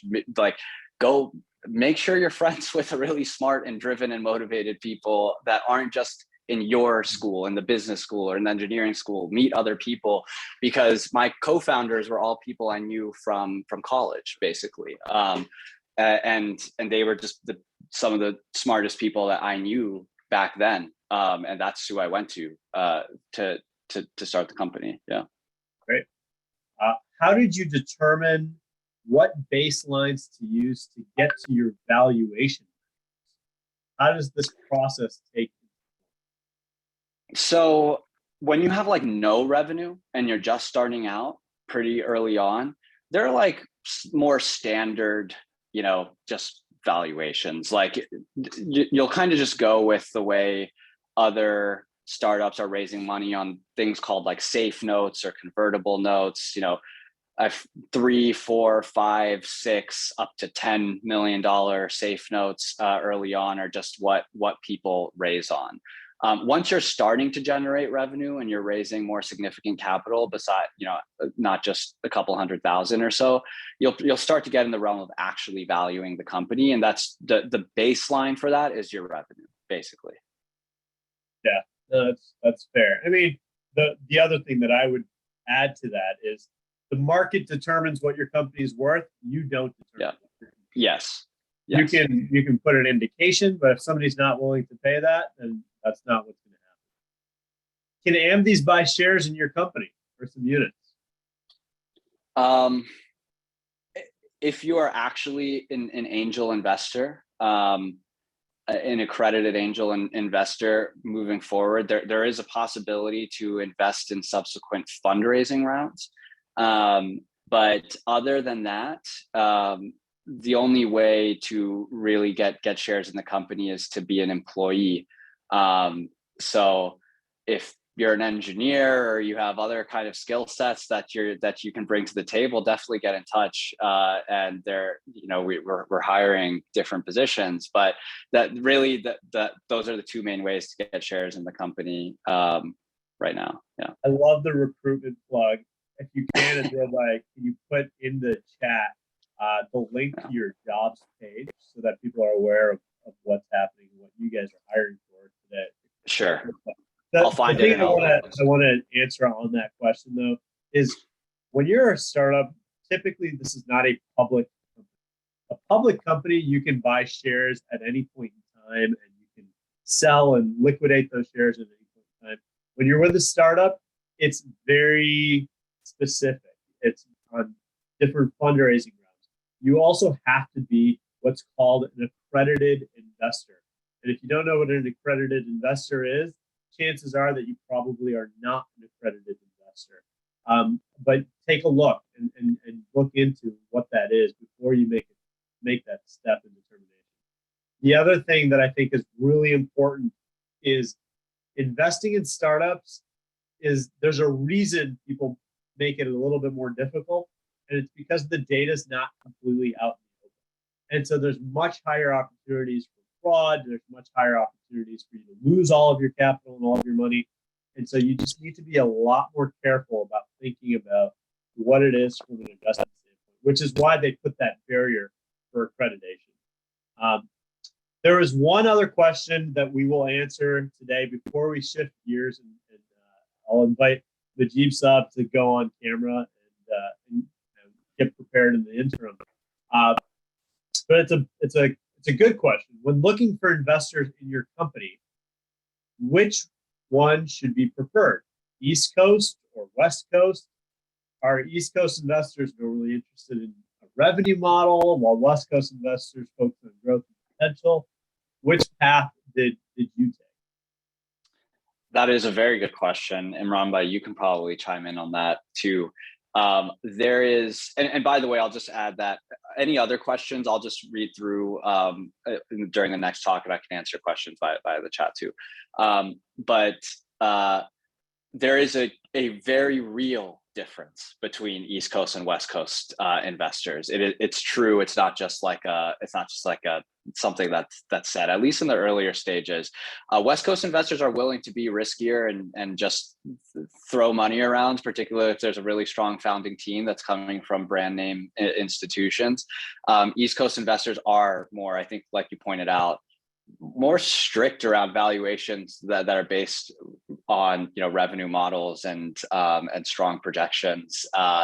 And typically West Coast investors are doling out some of the better multiples than East Coast investors, and like Midwest investors, probably even worse than New York investors around how stringent they are around valuations and multiples. How we went about it, I mean, at this point, I think all our investors are pretty much, all our investors are Chicago or New York based investors.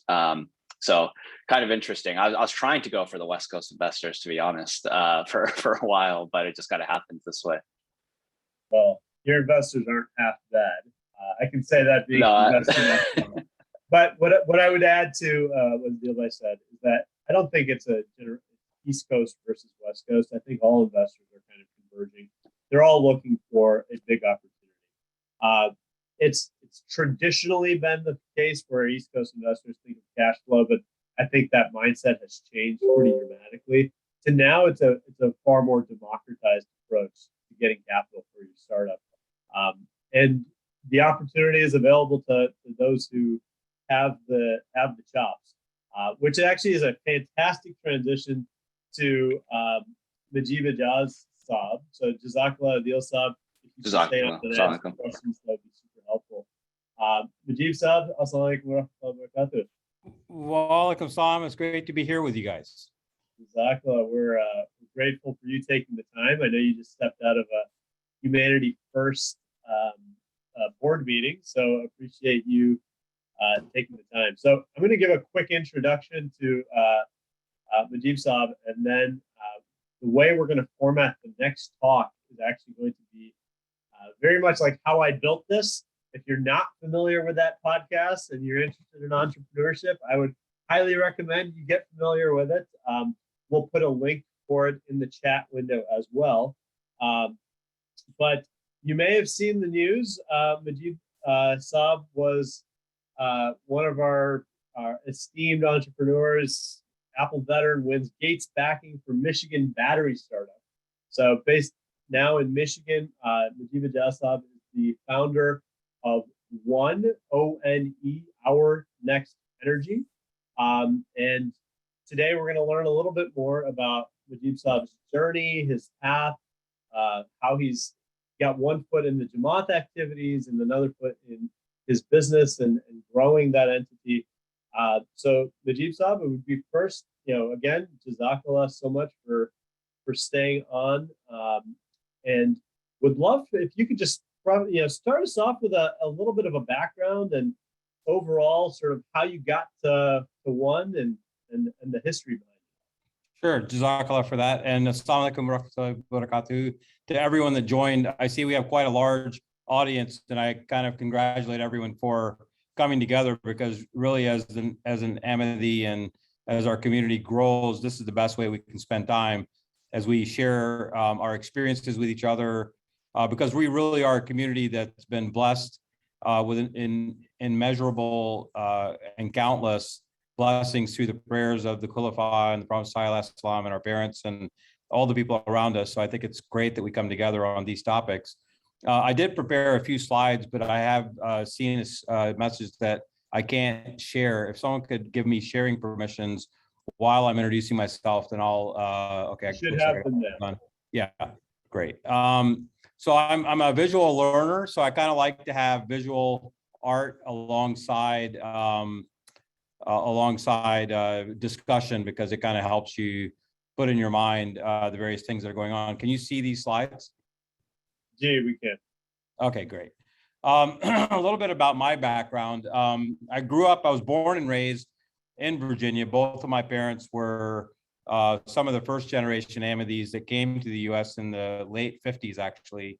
And as my dad and my mom settled in Blacksburg, Virginia, my dad started working for Virginia Tech as a professor, and my mom quickly got her PhD and then joined the ranks in the physics department. And they were kind of both in alternative energy.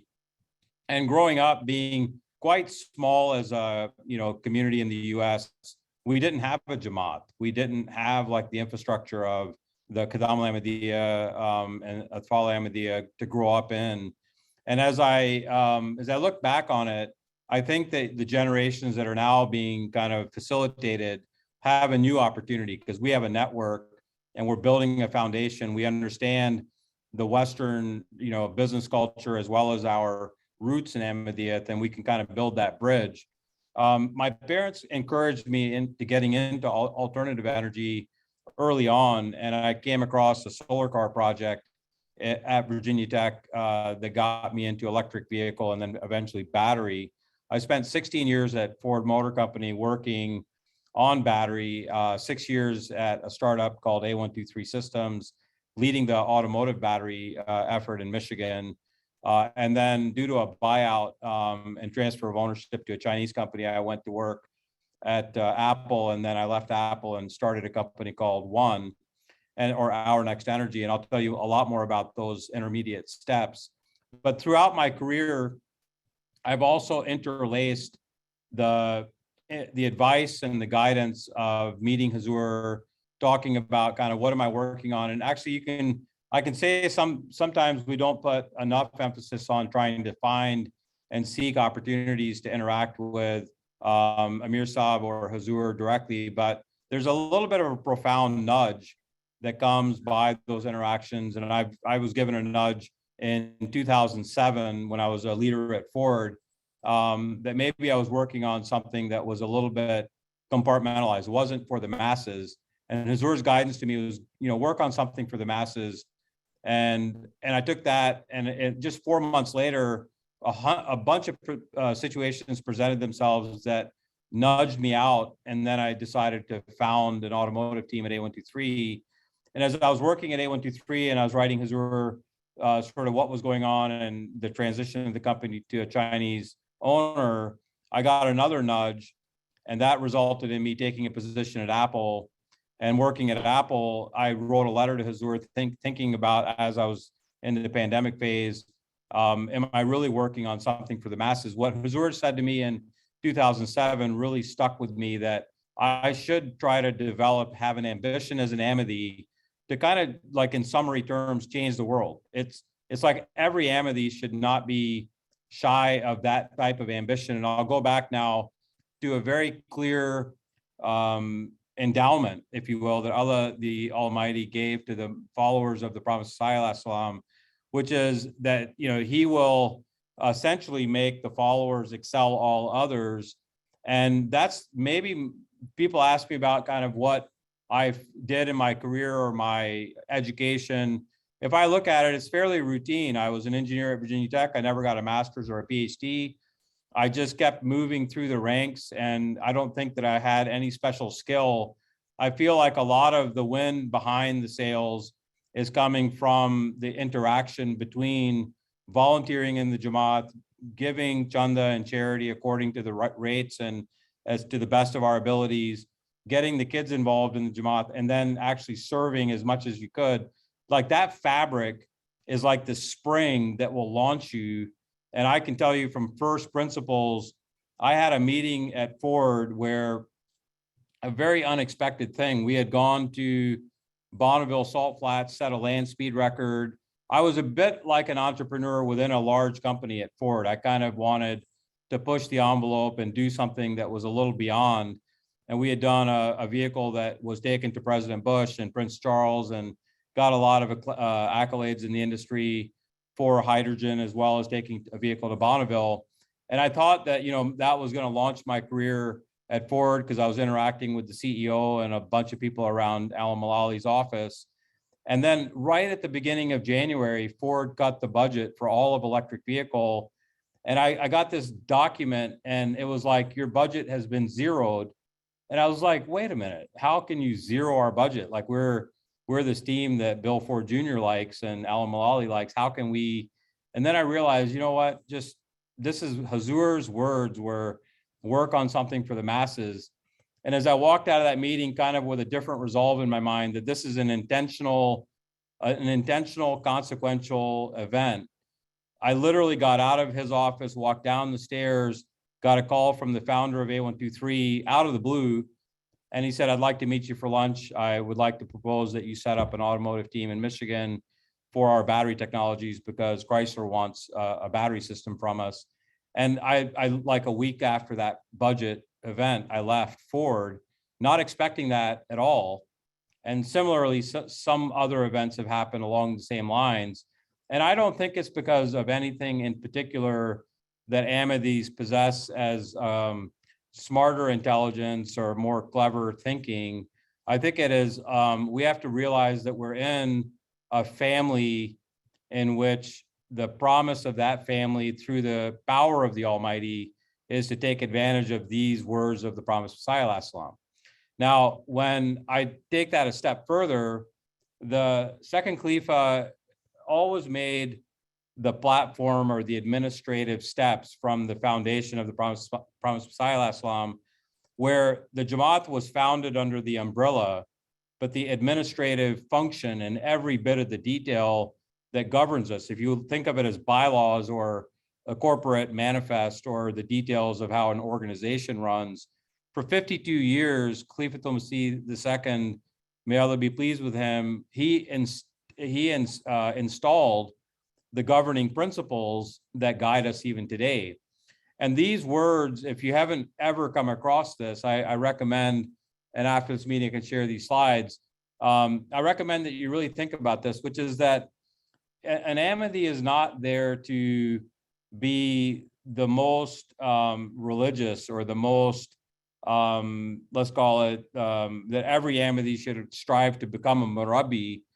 Ahmadis should strive to become the best at every subject. And, contrary to popular belief, I don't think it meant that we should just be doctors and lawyers and engineers. I think it was very much and clearly in my mind that Ahmadis should follow all aspects of their passions because we need that level of tool in the toolkit to become an influencer in the world around us, because eventually we'll rise to the tops of our organizations, inshallah.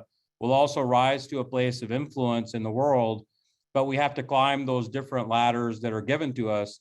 One time my daughter came to me and she said, I can see, my sibling A is doing this and the sibling B is doing this, and I don't feel like I'm doing anything that will help the Jamaat. She wanted to go into marketing. And I said, no, not at all. Don't think that way. If you think that you're going to be the best at marketing, then pursue that, because the Jamaat is going to need just as much as a lawyer or a PhD scientist or a doctor. They're going to need marketing people as well. And these set of words back that up. I didn't know this at the time, that really progress in every profession and every skill and every art is so important in every country. And so your attending this conference is very much a fulfillment in the first step, which is you're willing to be an entrepreneur.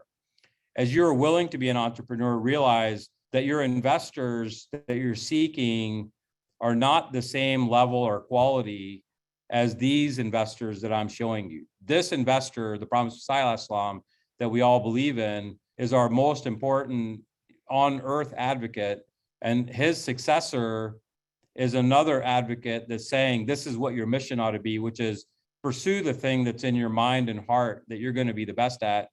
And the funding and your ideas will follow from that connection. But you've got to intermix enough time in service and charity and doing good work, because that also is like a spring. I've seen it over and over again in my life that if I invest and double down, even when I'm the busiest, that's the time that you have to invest and double down, because you'll find that in your secular world, you're really getting the engine from the Caliphate and from the words of the Prophet ﷺ.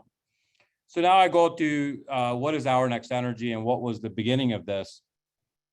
I had a job that probably in my mind, 6 years into it, I would say would be the dream job, of course, working at Apple, you know, great people, unlimited budget, working on advanced technology, running a team. I was running my own team in a building that they let me buy. Frankly, I couldn't really have thought about leaving California and Apple. And then it started to a little bit gnaw on me that we need to proliferate battery technology to convert into the energy source of the future. And everyone around was sort of focused on materials from China, battery companies from China. I could see the world getting kind of skewed in a direction. So I wrote Hazur, and these are like eye charts, so I'm not going to make you read these letters, but I'll tell you the rough content of each of these. On June 17th, 2020, I wrote Hazur a letter saying that you guided me to work on something for the masses. I'm really not sure, even where I am at Apple, that that's happening. And I ask for your prayers. And effectively, I'm thinking that the US needs a battery industry. And I, at that time, had no intentions of leaving Apple. I just wrote a letter because it was in my mind. And then within literally less than a month, and by the way, you might have already experienced this yourself. You send a letter to Hazur, Hazur doesn't need to read it for your letter to mean something, because actually you got your words, your niyat, your intention. The world of Allah is an unknown that we can't completely explain.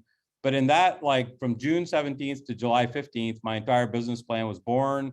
I actually was in Sajda one day and I saw this like logo in my mind with the word one. And I was like, I want to build a company that glorifies Allah. And so one stood for something, but I didn't know what. And I sat down and worked out the E could be energy, and then N could be next, and then the O could be hour. And I named the company, but really it was the oneness of God. And this second letter, I wrote Hazur that I have this idea that I want to build a sustainability battery energy storage company to go forward in the world, and also pledge 10% of the company's value to wasiyat type endeavor, meaning that it should also serve humanity. And by the absolute grace of Allah, and I do only share this with you to inspire you that really the root success only comes from the belief in Allah and following the systems of the Jamaat. A year later, or a little more than a year later, in December of this year, we were just valued at $600 million from $130,000 a year ago. And that's only by the sheer grace of Allah. That's from customer contracts and growing the business. And as I explain that, I can't explain that. I can't tell you that, yeah, if you do these 10 things, that's going to happen. I can only say that in the background, I kind of am very convinced about this, which is every skill needs an Ahmadi to lead it. Every area needs an Ahmadi to be the best at it. And every Ahmadi has the opportunity, not because you may be the best in the world, but because Allah will endow you to be the best in the world, you'll get the opportunity. Then it's up to you to what you do with it.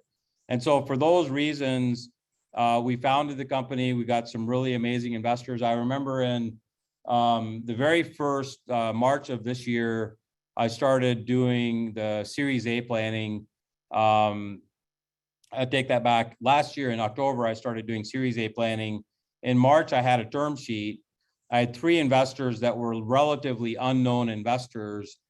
And the brakes got put on that in such a hard way and I saw a few evidence points that one of the investors was not the right kind of investor for an Ahmadi to be involved in, that I just walked away from him. I prayed on it. I just walked away from him. I'm like, I need better investors. And I started researching, like, who should the investors for? One, a company that glorifies the name of Allah, that has Allah's name associated with it. Who are these investors? And then I started researching, and I kind of did it a different way. I didn't do it with a meek heart of who's willing to give me money. I did it with a very confident heart that Allah will endow us with the best investors, because it's for the service of mankind that we want this company to succeed, not personal gain. And so we got Breakthrough Energy Ventures, Bill Gates back. We got an Argonne National Lab related fund, Volta. We got BMW and a couple of others. And again, only through the grace of Allah that those happened. We're now looking at around $1 billion of contracts over the next 5 years, a pipeline of another 3+ coming down the road within the next quarter, inshallah, and about 70 employees.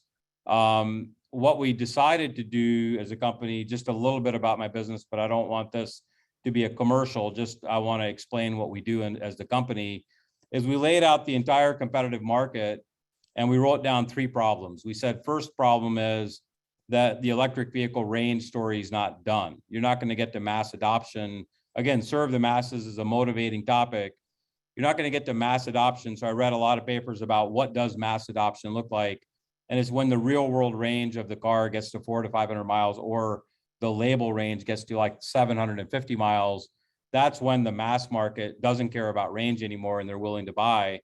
But then the second problem I looked at is everyone's using nickel and cobalt, which is representing safety issues and supply chain issues, cost issues. So I said, let's not use a material that has it's like a blood diamond for the battery world, where they're using child labor to mine in the Democratic Republic of Congo, or China is controlling the entire market on other materials, and there are human rights related issues there. We decided to abandon nickel and cobalt, double the range of EVs, and the third, let's grow a US supply chain. So we have some independent energy storage supply chain being built around the North American market. And as we set that up, we then designed 2 products. One we called Aries, the second Gemini. These are both in remembrance of my parents' influence. My mother was an Aries, my father a Gemini. And as we planned these out, by the grace of Allah, the Aries battery now has production start next year in November. Again, 1.1 billion of revenue lined up there. And the Gemini battery, we just last night, as a coincidental thing that just happened, is we built a vehicle with this battery route and put 752 miles on it all around Michigan just last night. So by the grace of Allah, we are making progress, but I can only attribute that to the very beginning of this presentation, which is interlace your ambition as an entrepreneur with the fact that you can leverage Ahmadis around you that can help you. And I'm certainly a person that's willing to help any way I can. And then the next thing is seek guidance from Hazur, write letters often, because those letters will absolutely like flow out what your intentions are. And as an Ahmadi, you have a deferential advantage to all of the other people that are seeking funds from investors. It's an unmistakable, consequential benefit that I can say I have a lot of proof of. And if you take advantage of it, you'll also see it as well. So Jazakallah for your time. I'm happy to take questions.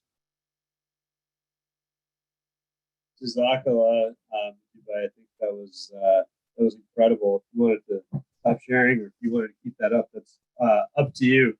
But in terms of the inspiration, that was certainly, the fact that Ahmadiyya and Allah was sort of the guiding principle for you throughout this journey so far that you've undertaken.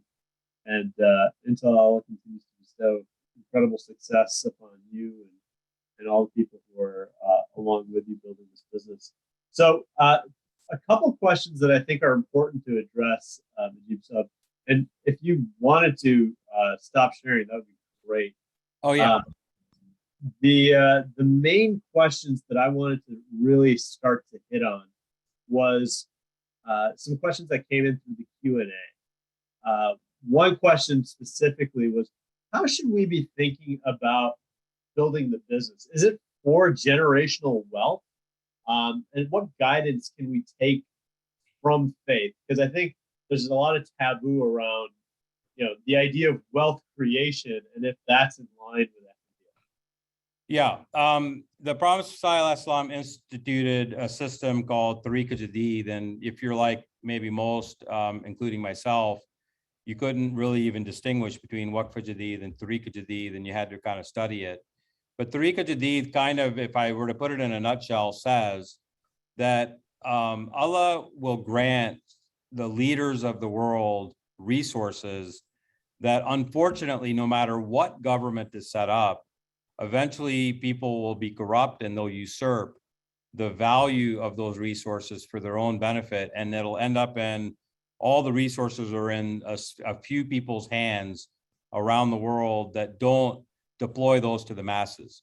The system of Ahmadiyya was to deploy Ahmadis, create a system of charity, create leaders in business and all academics, and then through Ahmadis, rebuild society and bring society in, because the vacuum that's created by people usurping wealth can be filled by people that are willing to contribute their time, money, and energy and intelligence to solving the world's problems. So I think it's not generational wealth. I don't think the purpose of your business should be driven by generational wealth. However, the Prophet ﷺ made the point in Wasiyat, the will, that if you pledge 10% of your wealth, Allah will grant you the other 90%. So surely your generations are going to benefit by a massive amount, but you have to avoid the very large pitfall that once you're granted the wealth,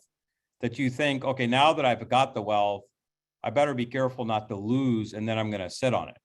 Because the purpose of guaranteeing wealth to Ahmadis is like a funnel. It should flow through an Ahmadi into society in some way that benefits society. You pick your charity vehicle. It's Humanity First, it's American Red Cross, it's Habitat for Humanity, it's all kinds of charities are out there. The Jamaat also has food, shelter, other charities.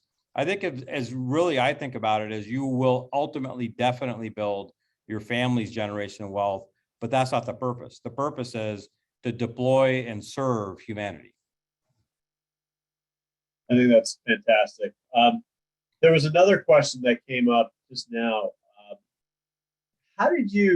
What are the steps that you took from an R&D standpoint? And, obviously, batteries, you've known the space, but you can't just say, oh, I want to create a battery that has range. What did you do from a homework standpoint? How did you understand that it was a viable option and go down that path? Yeah, that's a very good question. I think first and foremost is stay uncomfortable. Don't ever get too comfortable. Don't get to a point where you know enough to not put a lot of effort into doing what you do. Find the next step that you need to climb to get a little more value. For example, at Ford, I was a systems engineer that worked on integrating full electric vehicle systems. And then the battery, which in Ford caught on fire in one program, I became a person that helped figure out why the fire happened at a system level. Then they wanted me to channel manage into, okay, go after battery, be a little more detailed oriented, get into that subject. And as I got into battery and I started A123, the CEO eventually said, I really want you to design the next cells. And then those cell people said, I really want you to help us lead research. And in every step, it's sort of like when the door opens, jump into it. Like, don't hesitate to acquire more skill, because actually you're a little bit like you're on a journey. I bet most of you have played Mario Brothers or something like that, where you're trying to find the hidden gems and grab them, but they're a little like elusive, and sometimes you can pass them and you might not get them. As an Ahmadi, think of it this way, that if your niyat attention and your service is oriented towards doing good, Allah will keep presenting you with the right doors, and then you have to be willing to walk through them and not be comfortable or complacent. In Apple, frankly, I really could have just retired doing that job for the rest of my life, but it was comfortable, but it wasn't serving the masses. Like I had stopped serving the masses because I was in a single corporation with their agenda, and it was on a timeline that was not necessarily going to swing me into Africa to solve a village's power problem. And so I think it's about kind of acquiring assets as they come. I looked at it also as building a library of expertise, not having just one. And that gives you a domain, especially as an entrepreneur. You're going to run an organization as an entrepreneur. You're going to need to be a very, you're going to have have enough breadth that you can lead 10 different areas at the same time. If you become too focused on one and you become the expert at it, then you'll either be blind to the other ones and you're not going to be careful to, shepherd them, or you're going to get to a place where you become too narrow-minded about how your organization should grow. So I would say grow in breadth, and then become an expert, go deep. Don't just challenge yourself to be less comfortable and much more detailed about everything that you get into. I think that's fantastic advice. Two comments that I just want to make. One is the Imran Ahmad that's on the chat is not me. So I just want to be very clear about that. Nothing wrong with what that Imran Ahmad is saying. I just wanted everyone to understand that that's not me. But secondly, the question that you thought that came through is, what would you have done differently when you were starting out? I mean, I guess you're still really early in terms of how one is progressing. But are there things that you regret? Are there things that you would do differently? I think that I tried to start a company at least 3 different times. I would say that if you're an entrepreneur, you're kind of always an entrepreneur, and you're looking for that avenue, that channel. What I didn't see in the first couple times I tried to start a company is that I could expect a lifeboat if I jumped off, meaning I could expect through Allah's great power the ability to take me into the right next step, but I had to be willing to take the risk. And I think that Ahmadiyys, if I were to put one message in here that's very clearly, and I'm confident in it now, Ahmadiyys have a fairly strong network of professionals now around them that we can build your networks and help you connect faster than ever. Like, that's something that's happened in 40 years of the US growing up into the 2nd generation and 3rd generation. We're in the 2nd and 3rd generation of births in the US now, and maybe beyond that, to where we're not like weak of understanding this society and the culture and the business, but we got to be rooted in our belief system. I think the 2nd and 3rd time, I could have been bolder at finding my own avenue to build a battery company. I would have been better positioned. I knew that I kind of knew I wanted to do this when I was at Ford. When I went to A123, I took the safer route, which I went under someone else's shelter, and they had the funding, and I just had to be a technical leader, not a business leader. I could have tried to start the company at that point. So I think it was just more like being a little more bold about realizing that we are surrounded by Ahmadiyys that are willing to help take advantage of it. And by the way, one of the mentors I want to compliment here is my own cousin, Faisal Sohail, and I think many people will know his name. He very specifically, we took a trip to Guatemala together, influenced me to believe that, okay, we can figure this out. You've got the background, the skill. I'll help you figure out how to do your own business plan, and the PowerPoint presentation advice, or the keynote that he gave me was 10, 20, 30. 10 slides, 20-point font, no more than 30 minutes. And that's like something golden, very golden that he gave, is I could put together a 30 to 50 slide deck, but I didn't really clearly understand how to do the 10 slide deck. And that's a super important. I see Ayaz Haq is on the call as well. There are people that are in venture capital in the community, and this was not one of the skills I had, but I was taught by Ahmadiyys that are around this subject, that you have to distill your message and make it very clear, because people's attention span will not stay with you for an hour of presentation. Yeah, it's the sales pitch element. That's and right. Actually, so there's a question that I wanted to ask you, which is, some people are R&D, they're researchers, they're developers, they're coders. In order to be a successful entrepreneur, how much of what you're doing is the R&D versus what I'll call marketing, sales pitch, fundraising, the rest of the equation? Yeah, I find business development and investor development 70% of my job, 30% is technical, and I had to surround myself with people that really I could just trust, I could give vision to, but they could help me, sort of lift off the ground the actual details.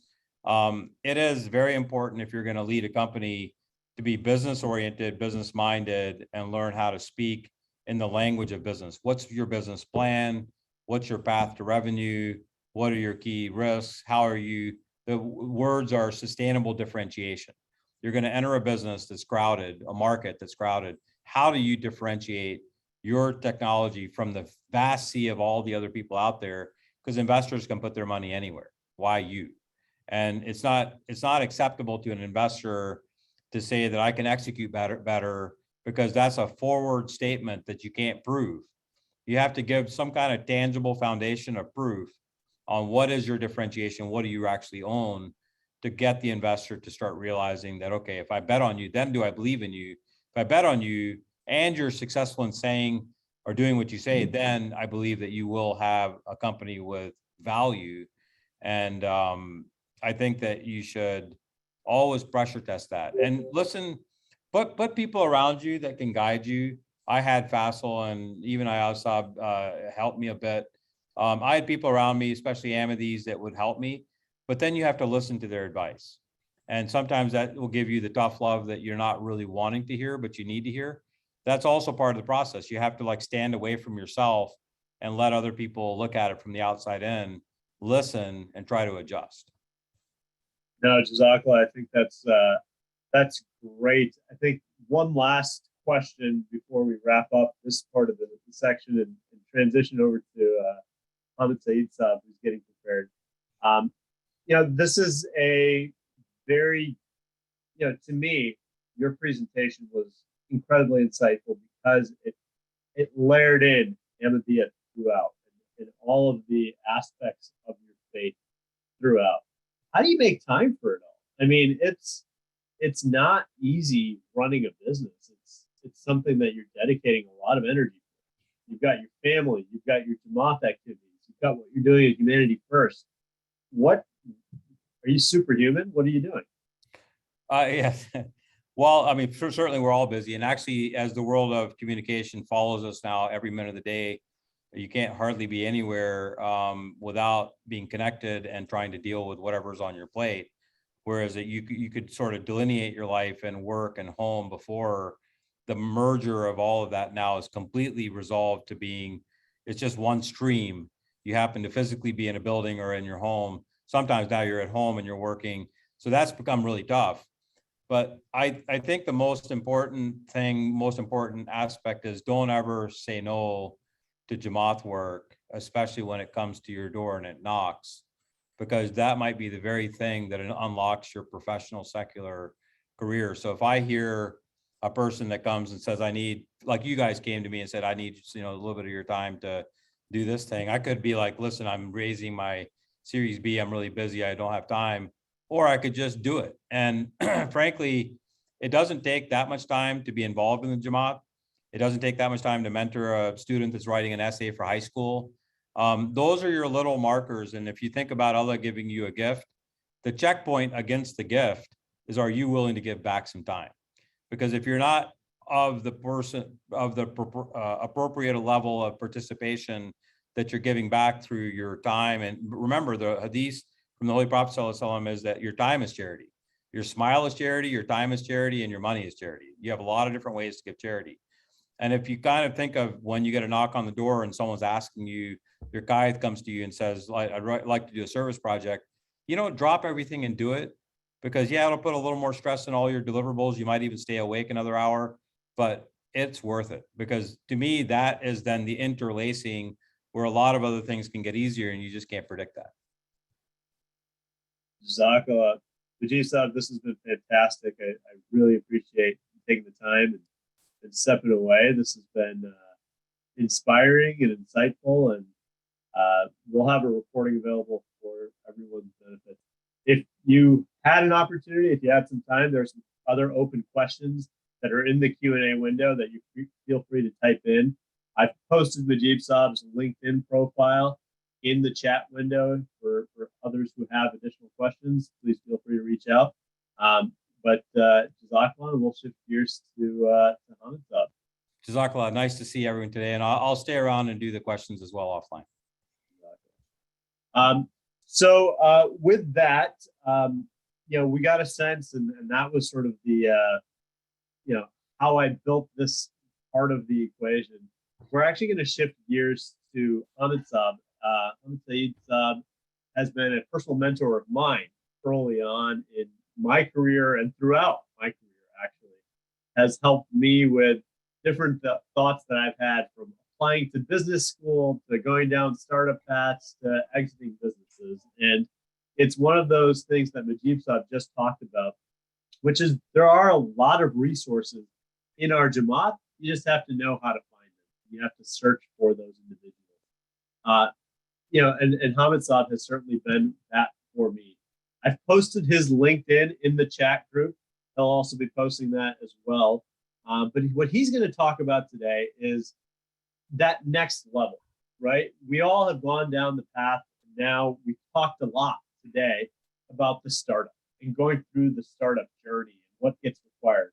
But to actually add fuel to that startup fire and to grow it beyond just an additional lifestyle business it's a mental leap, as well as a procedural and operational, and there's actually different things that you're having to do. So with that, I'm going to actually have and divert all the attention to Hamid Saab.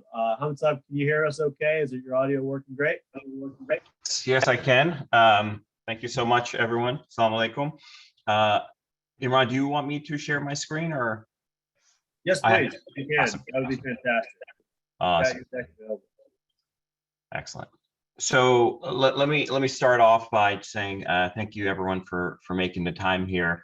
I actually was telling Imran when we were talking about this, I remember my first ACE in Houston, probably, I'm aging myself here. It was during Munam Saab's and Shugur Bhai's time, so probably about 20 years back. And I remember that was a source of inspiration for me. And I used a lot of those learnings, 5-10 years later, when I started going on my entrepreneurial journey. What I want to talk about today, as Imran talked about briefly, is kind of my journey and how entrepreneurship allowed me personally, as well as the companies I was with, to kind of take that next level leap. So let's talk. Let me give you a little bit of background, and then we'll. You're in preview mode. I don't know if you wanted to go to presenter mode so we can see the full screen, but up to you. I'm sorry. Yeah, no. I got you. If you can see it, I have a wide screen, so if I do that, it's going to show very small. Okay. Yeah, no problem. But everyone can see the slide called background, correct? Yeah, we can. Excellent. So background. I left business school in 2007. Started initially with a consulting firm in the Boston area, and was left wanting. What was happening is I had several kind of, intellectually rigorous sort of consulting projects, but I couldn't really sink my teeth into it from an operational perspective. And I really didn't enjoy jumping from project to project. I was like, I want to spend a little bit more time going deeper into a company. And I came to this company called Endurance, local, small. It was out of a boutique venture capital firm, and it was sub $30 million of revenue, still at scale. But over the next 7-8 years, spent a lot of time trying to figure out all of the various operational issues that they had that were inhibiting Endurance from growing. So, for example, what did those include? Those included areas such as, hey, I don't know how to sell to my customers that next product. I don't know how to retain my customers. I don't know how to kind of acquire the next set of customers. When I sell something, I'm selling it for $100, but I'm only making $5. How do I make more money out of it? So there are several issues that were fundamentally scale in nature, right? So when I think about scale, I think about kind of a three-legged stool. For every dollar you get in, how much dollars do you get out at the bottom line? Meaning how much goes into your bank account at the end of the day after you've paid everyone off. And the reason that's important is capital is your kerosene, right? When you try to grow a business, you can have the best investment plan, and every business is different. So Mujib's business is starting from zero revenue, so they need the capital to get to revenue to eventually get to break even, to eventually go to profit.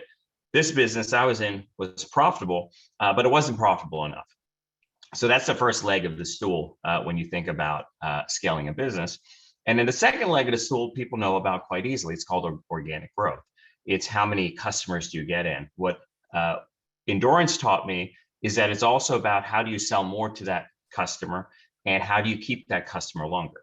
And the last leg of the stool, which I'll spend a bit more of time talking about when I go into the Pango Group and other areas of my journey, is inorganic growth. And this is something I think gets glossed over when we think about entrepreneurship, and is actually kind of, in my mind, a nice juxtaposition of the entrepreneurship I'm doing versus what Mujib Bhai was talking about. If you think about Mujib Bhai, he's basically creating a new product. He's saying, hey, what is going to be needed? What will solve the problems that are forthcoming? Whereas the entrepreneurship I'm talking about is, hey, there's an existing product, an existing product gap, market gap, that there are many, many other players in. And I'm not innovating ahead of the curve, right? I'm basically saying, how do I get more of the pie? So it's not, hey, how do I create the pie and get my large share of it? It's like, hey, there's a very, very large pie out there that other players are in. I have a small sliver within that same pie. How do I get there? So Endurance taught me a lot about the entrepreneurial journey, but then it really came to a culmination. I remember talking to Imran a lot about this about 4 years ago when I started my own company. Took about 4 of the founders at Endurance, including my boss, who's the founder, the head of corporate development, which is the M&A engine, as well as technology. And we started something which was initially called I Subscribe, then it was called Aura, now it's called Pango Group. Both of these journeys were subscription businesses. That means that whether it's a gym membership or your Netflix account, if you're agreeing to pay for things monthly, that's obviously a subscription business. I happen to really love those businesses because I understand them. There is a certain mathematical equation that is easy to follow in subscription businesses. And I personally like breaking down these problems into kind of logical chunks and having a math problem behind each of them. So the math problem for subscription business at its fundamental core is, you know, for every customer you bring in, what is their lifetime value? How much revenue do they bring in versus how much cost do they cost you over the entirety of their life? And divide that by how much you spend to acquire that customer. For me, that's a very fundamental, basic math problem, very complicated to answer math problem, but it's why I've enjoyed this journey so much. For the Pango Group, we started off with $16 million of venture capital. About a year and a half, 2 years later, we took a public company private, merged it into our business. About 12 months after that, we took another company that was private, merged it into our business. And we were looking ourselves in the mirror, this is about 12 months ago now, and saying, man, we have 2 different businesses under one. One is this hyper growth, product-led business, similar to, as I said, the Mujib Bhai type of business of creating this disruptive sort of technology. But we also have this other business, which we now call Pango Group, and I was a founding CEO. That's more of an M&A roll-up shop. What that means is you take existing products and you try to put them all onto one singular platform. And the reason that's critical, and I'm going to go into this in a bit more detail, the reason that's critical is you get economies of scale. So if I put 10 products on my one billing platform, my one customer support platform, my one billing and authentication platform, what that's allowing me to do is to strip costs out of these other components that I brought onto this platform. And that is fundamentally the first lever of growth in my mind, right? As I said, it's efficient deployment of capital, first and foremost. And number 2 is efficient deployment of capital in organic areas. And number 3 is efficient deployment of capital in inorganic or M&A areas.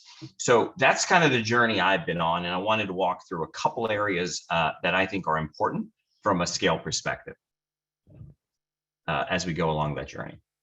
So the first question is, if you think about scale, I was talking to Imran, I was like, I think it's important to call the counterintuitive question out. Let's question the premise of, do you want to grow, right? And the reason I say that is lifestyle businesses have their merits. At some stage in my career, I'm going to want a business that I don't want to scale. I'll want a business that is, for every $100 of revenue I bring in, it's bringing in $40 to $50 of profit, right? There is a time and place for that. And I think before anyone goes onto this journey of taking their business, whatever size, whatever industry it is in, and deciding to grow it and scale it and kind of get it to the next stage, make sure that you are ready for the ride, because it can be a rough one. Growth requires investment. Often that means you have people outside of yourself owning a stake in your business, and investors have some challenges. As Majid Bhai talked about, you can have the wrong investor and cause a whole host of problems. You can have the right investor at one stage of your business and you outgrow them, right? So for example, at Endurance, we had a phenomenal investor called Warburg Pincus, one of the top 5 PE shops on Wall Street. And they phenomenal because we were an M&A heavy structure. And Warburg spends the most amount of money on Wall Street in terms of advisory fees to get debt deals done. Great investor for probably the first 4 or 5 years of the Endurance journey. But there came a stage at which they were longer in their investment cycle and we wanted to grow. And for them, it was, hey, look, this is a fund with a limited shelf life. We need to recoup our money. We don't want to invest in the business, drive the stock price down for a few years, and then bring it back up. We want to just kind of cash out. Very, very specific story. But the reason I call that out is because investors have their own desires and needs. So when you go through this journey and thinking about the tax it takes on mental health, financial and emotionally, and think about, for Jamaat's work as well, that this is an additional drag on your time. Just be aware of the trade-offs we're making and the trade-offs you're going to make if you decide to go on this journey. Inshallah, every time I've made these leaps, as Majid Bhai said, I'll re-echo, somewhere, somehow the strength comes. And, you do have to have faith in that. However, you also have to be aware of what you're walking into. So let's talk a little bit about what it takes to grow. So the first is a product market fit. I'll give the example here. So you have demand capture, you have demand generation, right? So what does that mean? So there are 2 types of ways to go to market. Demand generation is something like the iPhone, which basically says, hey, there's something out there I have in my head that I think is going to really change the world, or customers are going to want and desire. So you create something ahead of the demand for it. That is an expensive proposition. You have to raise multiple rounds. You got to develop the product. You got to do customer testing. But if you're successful in it, you've created something that is valued by the market on a revenue basis. What does that mean? That means when I sell the business, people are going to pay me, call it 5 times, 6 times that top line revenue number, right? And obviously your revenue number is greater than your profit. On the left side, you have something that is called demand capture. This is what I have focused my career on.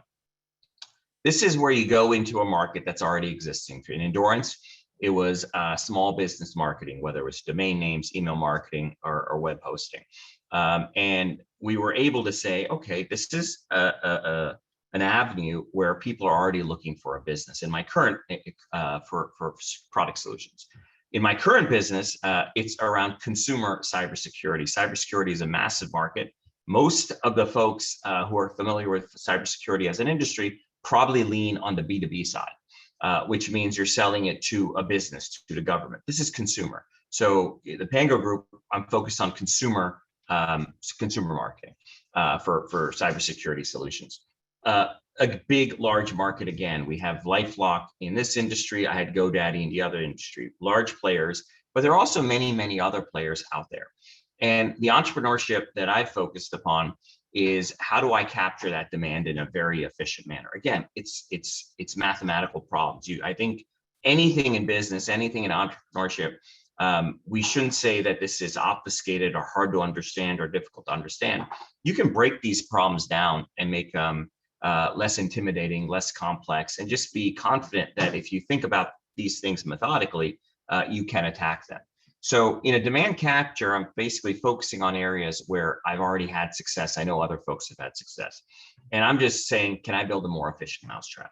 I can buy these customers, get these customers, and acquire these customers in a B2B environment, which is, hey, I'm selling my product. My business is selling a product to another business, right? So I have one business line in my current business that does that. The majority of my business is around selling directly to consumers, whether it's online marketing or honestly, spent a lot more money on social media marketing in this upcoming year than I probably have in my entire career. Fundamentally, what I'm trying to do is I'm trying to get a return on my investment. So those are the two types of product market fits. Before I go to the next slide, which I think is a critical one, I will make one book recommendation. So there's this book called The Outsiders, and I actually wrote down the author's name because I forgot it, William Thorndike, that I read before starting the Pango Group. And the reason I read it is what I've emphasized throughout this conversation is about efficient deployment of capital. What does that mean? That means I'm very, very, very thoughtful every day that for every dollar I put in, whether it's hiring a new person, having a new advertising campaign, or buying a business, right? Now, there are different amount of dollars against that, but those are discrete, tangible items where I'm spending additional marketing dollars.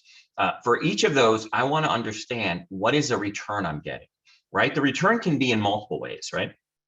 So the return for adding an extra customer service agent can be, okay, I'm going to answer the phones more efficiently, and that's going to allow me to keep my customer satisfied, and that means they're going to stick around longer. Great. How many months longer? How much do they pay you? Say they pay you $12 and they stick 2 months longer, right? That's $24 of profit.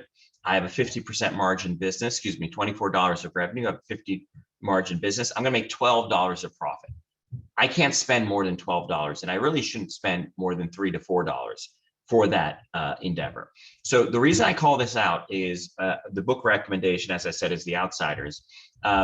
Is this book talks about, whether it's Jack Welch or what have you, highly successful CEOs who you may not have heard of, right? Jack Welch you probably have heard of, but the book is basically 8 CEOs that you've not heard of who've done phenomenally well. And the reason they've done well is fundamentally this one principle. And this one principle, before I'd read the book, is effectively how I built my career, which is I'm not wasting money, right? Money is, a trust to us, whether it's in your bank account, as Majibhai said, how do you spend the money? How do you take 10%? All of those things fundamentally at the core, the root principle of it is money is not something to throw away. Money is not frivolous. Time is not frivolous. How do you make the most? If you inculcate that into the way you run a business, you're not going to throw money away after bad marketing campaigns. You're the custodian as a CEO. You're the custodian of the money that is in your business. You cannot waste it. You cannot throw it away. You got to be thoughtful about how you approach it. So from a product market fit, hopefully that was a little helpful. I will say this is a different type of entrepreneurship, right? When you scale a business, you are not starting from zero, right? You're starting from a running start. So you can analyze the business you're in, and then you can think through the next set of steps in that way. So this is, for me, fundamentally the most critical thing in any business. It's what is the team around you? And I think one of the mistakes folks make is thinking that they need to only focus when they think about the team and they think about building a great team for an entrepreneurial journey and growing and scaling your business. I think the number one mistake I've seen time and again when I've talked to folks and mentored folks is focusing too much on your weaknesses. I'm not saying you should not improve yourself.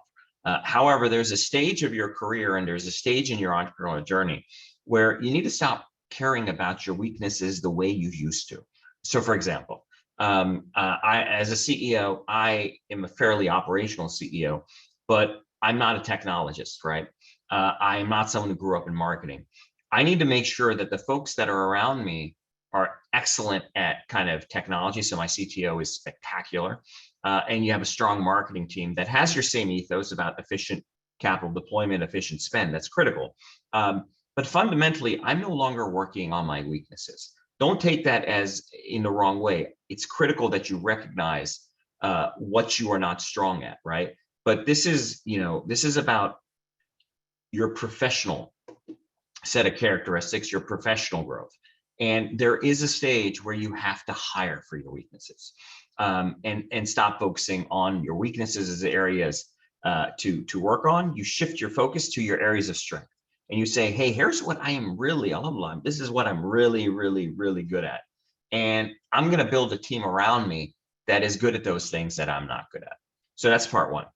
Part two, when you scale a business, part two of creating a great team is think about what scaling a business means, and think about what it takes. It doesn't take you individually, right? It takes a team that works together where the whole is greater than the sum of its parts. What that really requires is folks that work well together. The number one trait here is this concept of humility right here. And I think for all the brothers on this call, that should resonate. But it's important to define this a little bit more. Humility is, in this context, intellectual humility, which is much, much, much harder than humility in a social context. Humility intellectually means that when you are given an idea, when you're given a new business strategy, you don't anchor onto what you think, right? You have something called in psychology called a beginner's mind, that you look at the idea on its merits. And the reason that's important is when you're in a team environment, if you have that one person, we've all seen this in our lives, in our personal lives or in our career, where you have that one person who doesn't listen, who doesn't, reflect, who doesn't think inwards. They are a cancer to building a team. And they are certainly a cancer to scaling an entrepreneurial endeavor.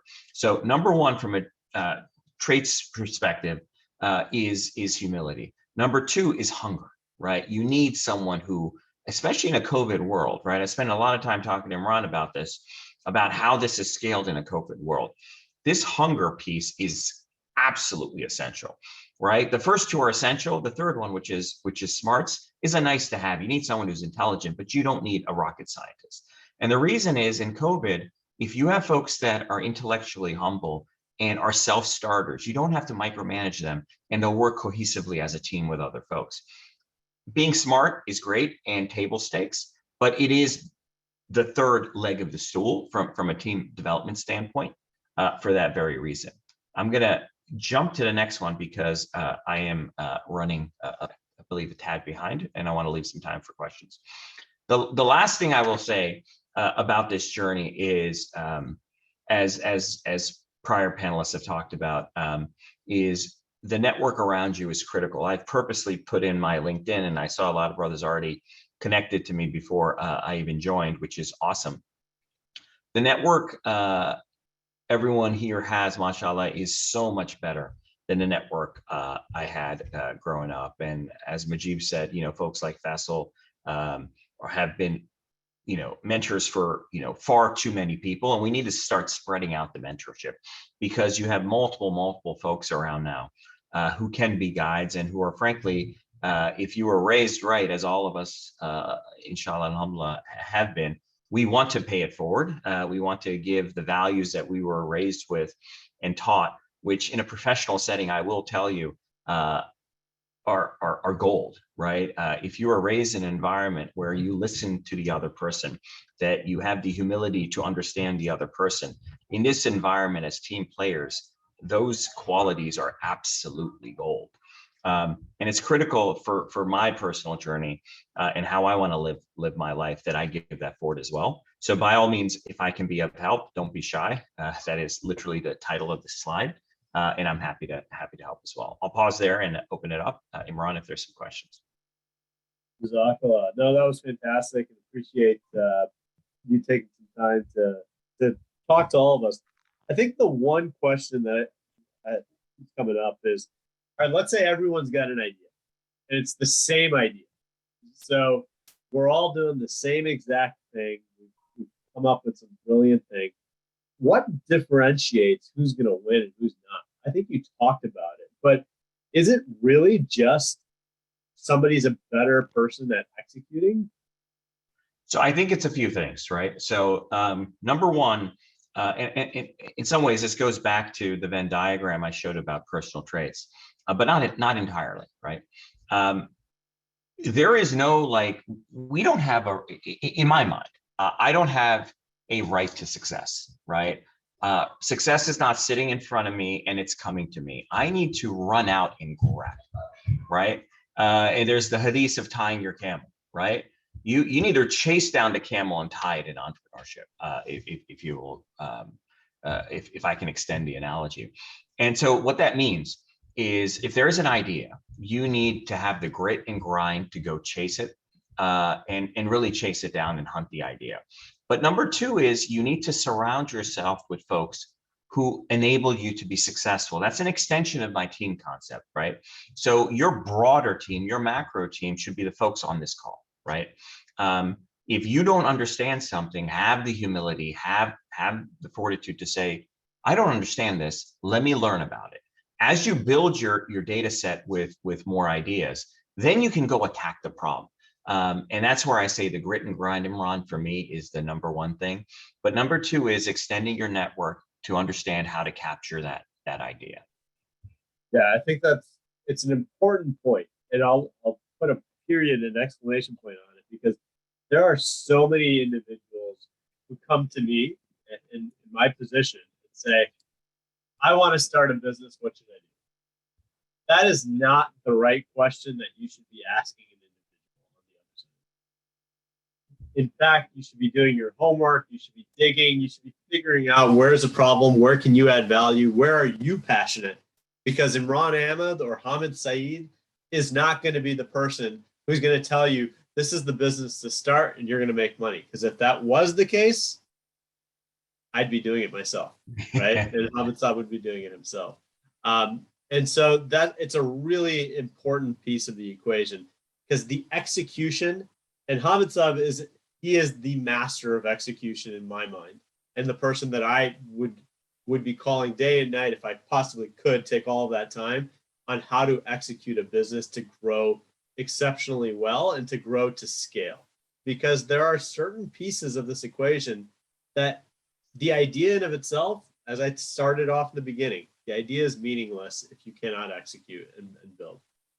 One question, Hamid Saab, that came up, Umair Saab asked, is how do you grow your network during a pandemic? How important is your network? I think that's going to be my add-on to that. Because you, mashallah, you went to Stanford for undergrad, you went to Wharton for business school, and that network, I'm assuming, of people that you've built there has been very helpful. But how do you think about that? So I think I am by nature an introvert. So building out a network has not been the easiest thing for me. In some ways, COVID has made it easier, right? Because the default answer for how you network is not to go. I mean, like, I'll tell you, earlier in my career, everyone was out getting drinks after work. And given that we are basically drinking a Diet Coke or water, from a social environment standpoint, that becomes a little bit more difficult to kind of get in with that network. So I do think you shouldn't be shy about networking with folks that should share your same value set. You'll get more out of it socially, right? So that's part one. But part two is, I think folks should be comfortable with being uncomfortable, right? I have had to consciously, in my current job, go out. I did something I've never done before, which is do interviews, right? And it took me about 3 hours to do a 3-minute snippet, right? These things that are outside your comfort zone often are the most valuable. So if networking is not something that's relatively easy for you, own it, recognize it, but move on, right? And use LinkedIn. A lot of folks are very good about 15-minute increments for meet and greets using Calendly. Set those up. When you connect to someone on LinkedIn, be thoughtful about your approach, right? Or whether you send a cold email. That introduction email is your marketing pitch, right? So when I get an introduction that says in poorly formatted, asking for help in a one sentence kind of section that almost says I owe them something, that is not going to get the best response. However, this is where it goes back to humility, right? And as MDs, that should be something that isn't difficult for us. If you come in and say, hey, assalamu alaikum, if it's a Muslim, if not, really enjoyed. I mean, think about how we were taught to pray, right? We were taught to pray by first appreciating God in that virtue, right? And then asking for that. So if I want, I want to pray for wealth, I say, oh Allah, you are the one who provides wealth, right? So you first address, Allah in that manner, and then you make your request. By no stretch of the imagination am I connecting that with a human being. But however, the form of the prayer is something we can learn from. So when you introduce yourself, recognize that individual saying, hey, you are good at this and I want to learn it. Then make your ask. I think that for me has been a master formula. The other thing I'll say, Imran, I think we were joking about recruiting in COVID. My company has killed it in recruiting in COVID. And the reason has been I send cold LinkedIn messages constantly. Again, I'm an introvert, not my comfort zone, but you have to get out of your comfort zone. You have to reach out. LinkedIn is a great tool. As long as you have a good formula for it, don't be shy and start reaching out.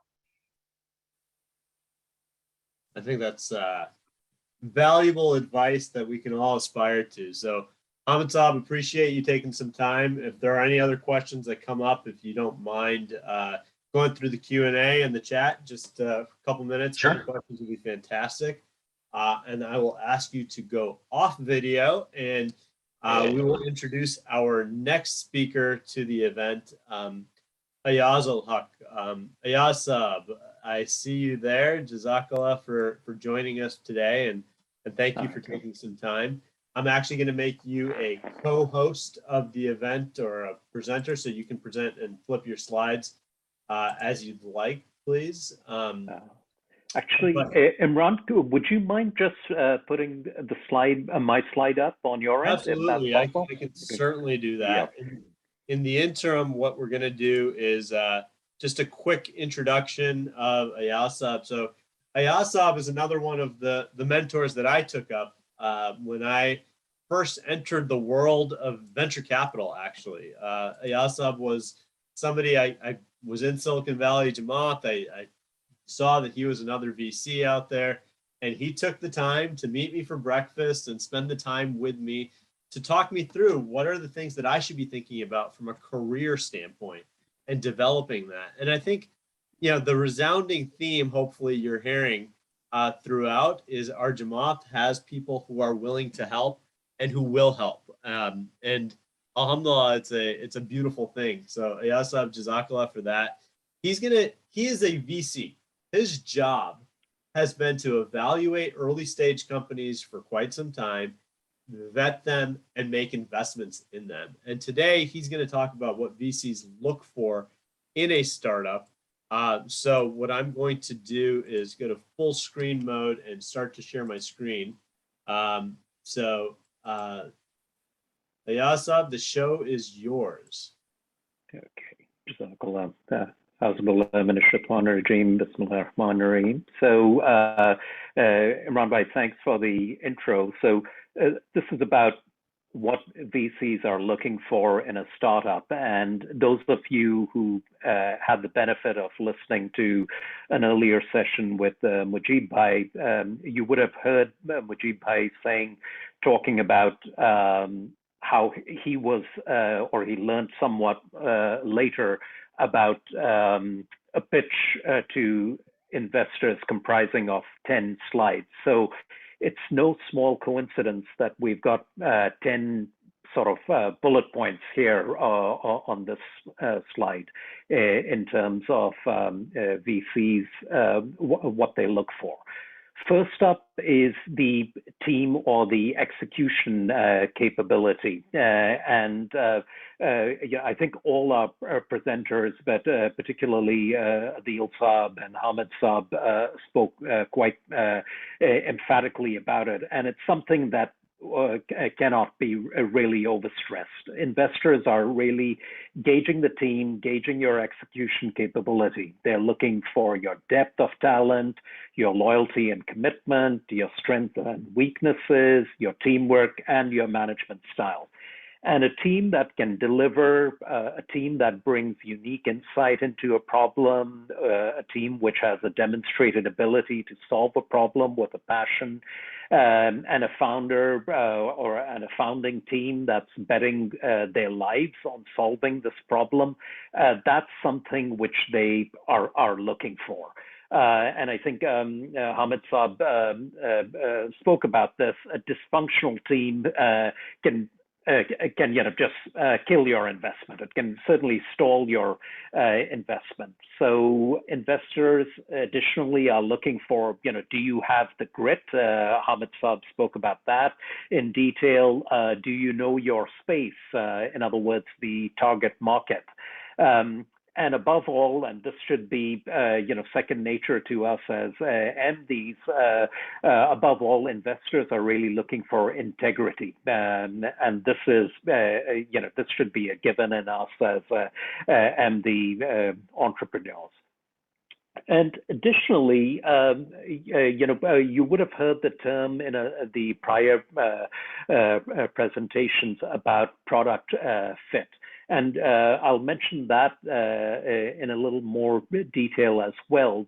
But when it comes to the team, the investors, in addition to the product fit, are really gauging what we VCs refer to as founder market fit. And this is more than just industry expertise. It's a narrative about obsession. It's the founding team's story, the personality, their experience.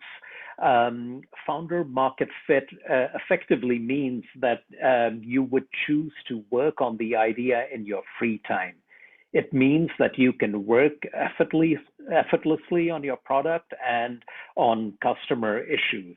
And it's something which will really serve to be an important element of the rocket fuel that takes the venture forward.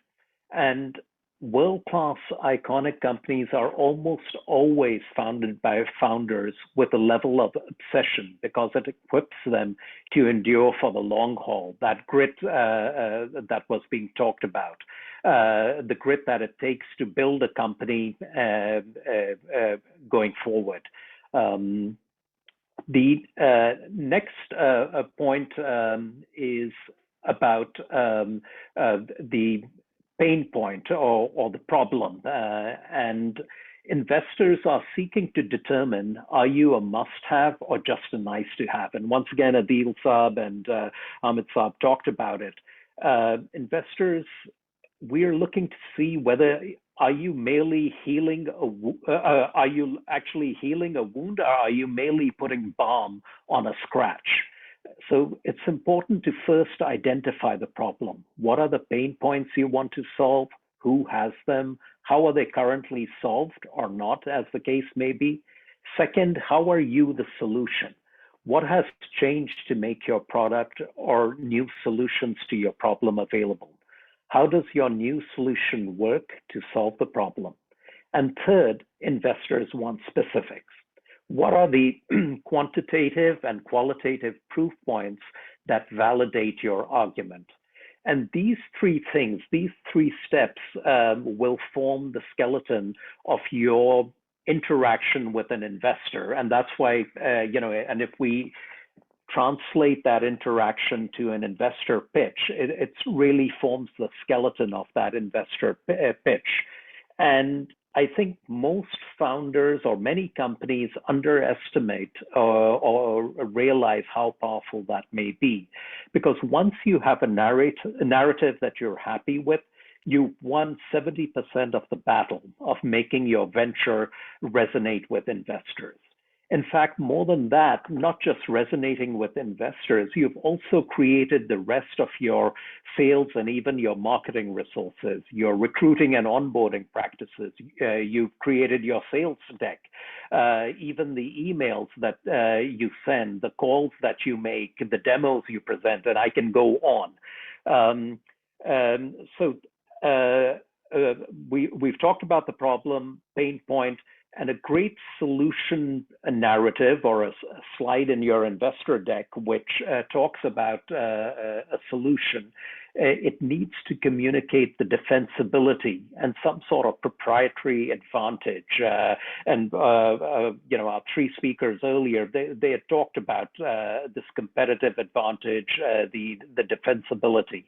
If there is no technology or process defensibility, winning in a market would simply boil down to, which is the company that can spend the fastest to get the product created, marketed, and sold in order to win the customers.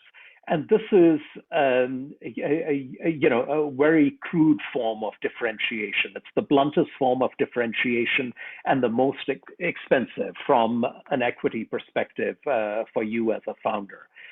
So, when you're communicating your problem and your solution, the pain point that you're addressing, best practice could be to really present a case study. You can highlight how a big named customer uses your product and how your solution is compelling for them. Next, we have the market demand and the market context. What is the demand or need for this? And we talked about product fit. We talked about founder fit.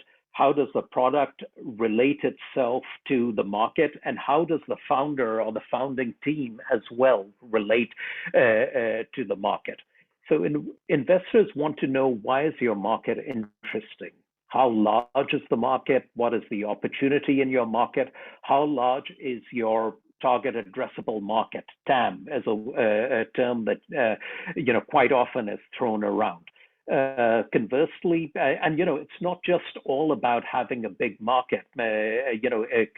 Conversely, it could be the case that if your market seems small, explain why it's sufficiently large to support growing your company to a compelling size. Is something currently driving the disruption or creating new opportunities in an old market? Or are there any compelling dynamics at play? When in my fund, we were one of the early backers of a company called Skype, and their target addressable market was in the billions of dollars. It actually ended up being trillions because they disrupted actually the way the market was. So more and more users were entering it. The same thing with Uber. Uber started off as a black limo service, but so their TAM was defined in a particular way.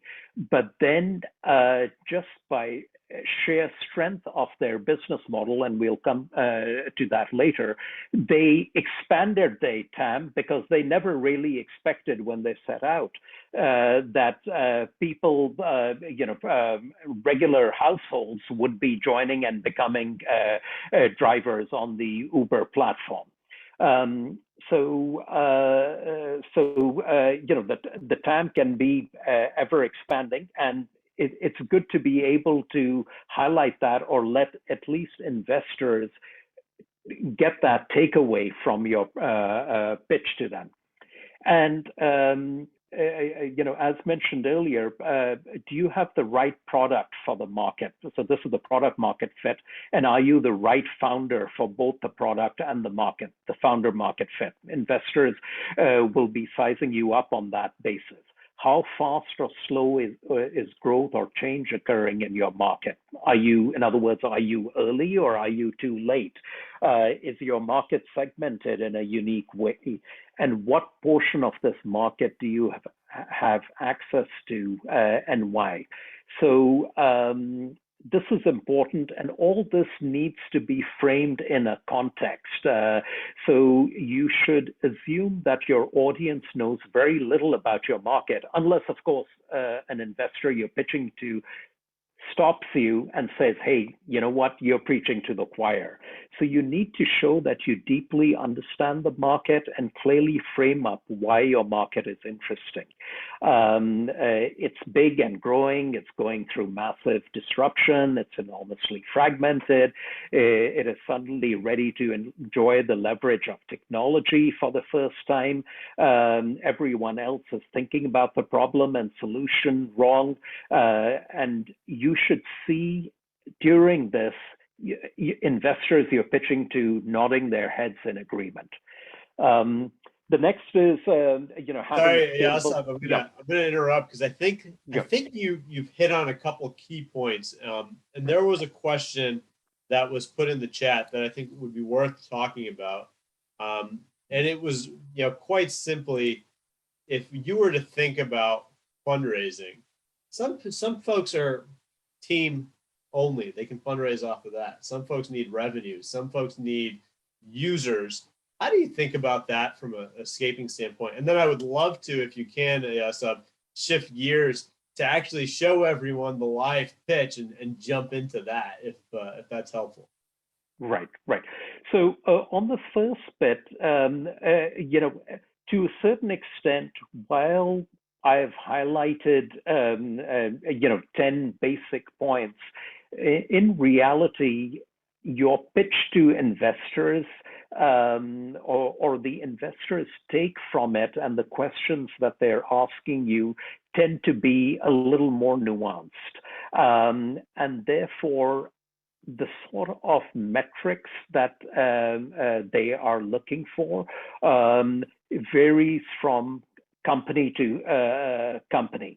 And therefore, when you're pitching to investors, play to your strengths. If you have no customers, if you're too early, but you've got a really solid, experienced team, talk about the depth of experience in your team. Conversely, if you've got early traction, talk about that. Be transparent, but really play to your strengths. And I think Hamid Saab had also touched upon that. There's humility, there's honesty, but also there's certain things you can be humble about, and there's certain things your strengths that you can really be prepared to jump into in greater detail. And I think this would be a good time, as Imran you had mentioned, to jump into our live pitch. So we're able to see some of this in motion.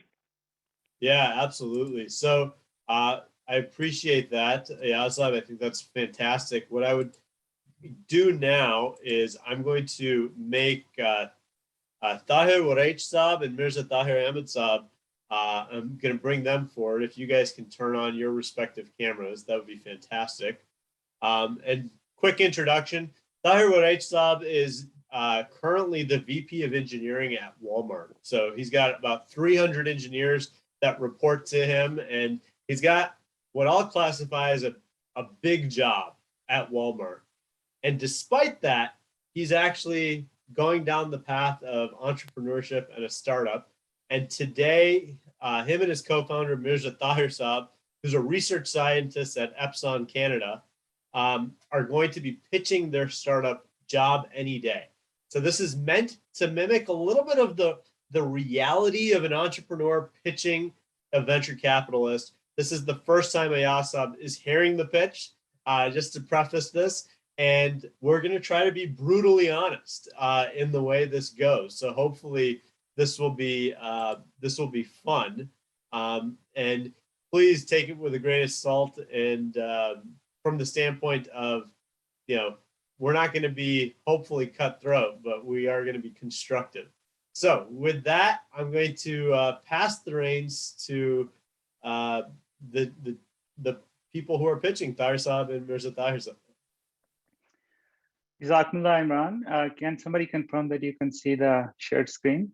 Confirmed. Gee, we can. Okay, perfect. Bismillah ar-Rahman ar-Rahim. Assalamu alaikum, everybody. And first of all, thank you to Majlis Khudam al-Ahmadiyya for giving us the opportunity to be here. Actually, throughout this session, it's been a great learning experience for us. So very thankful, and especially to Imran Saab for being a great coach and mentor as well along the way. So here we go. Job Any Day platform is basically enabling lifestyle choices and rewards to solve one of the biggest industry problem, and that is retention. Since Imran has already given a bit of an intro, I don't think I need to go in details there. But just very quickly, I am VP of Engineering at Walmart right now, where I'm managing a total spend budget of $5 billion for Walmart. Assalamualaikum warahmatullah. My name is Mirza Tahir Ahmed, and I'm working as CTO at Job Any Day.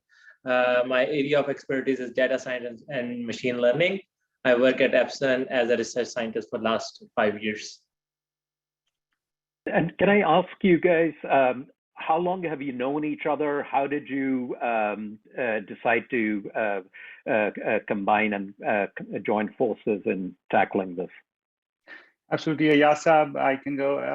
I've known Tahir Saab for almost close to 10 years now. I've had experience working or opportunity rather to work in Majlis Khudam al-Ahmadiyya, Sadr Khudam al-Ahmadiyya Canada for about 4 years. And Tahir Saab was part of the AMLA back then at regional level. Now he's serving elsewhere as a Mohtamim at the national level.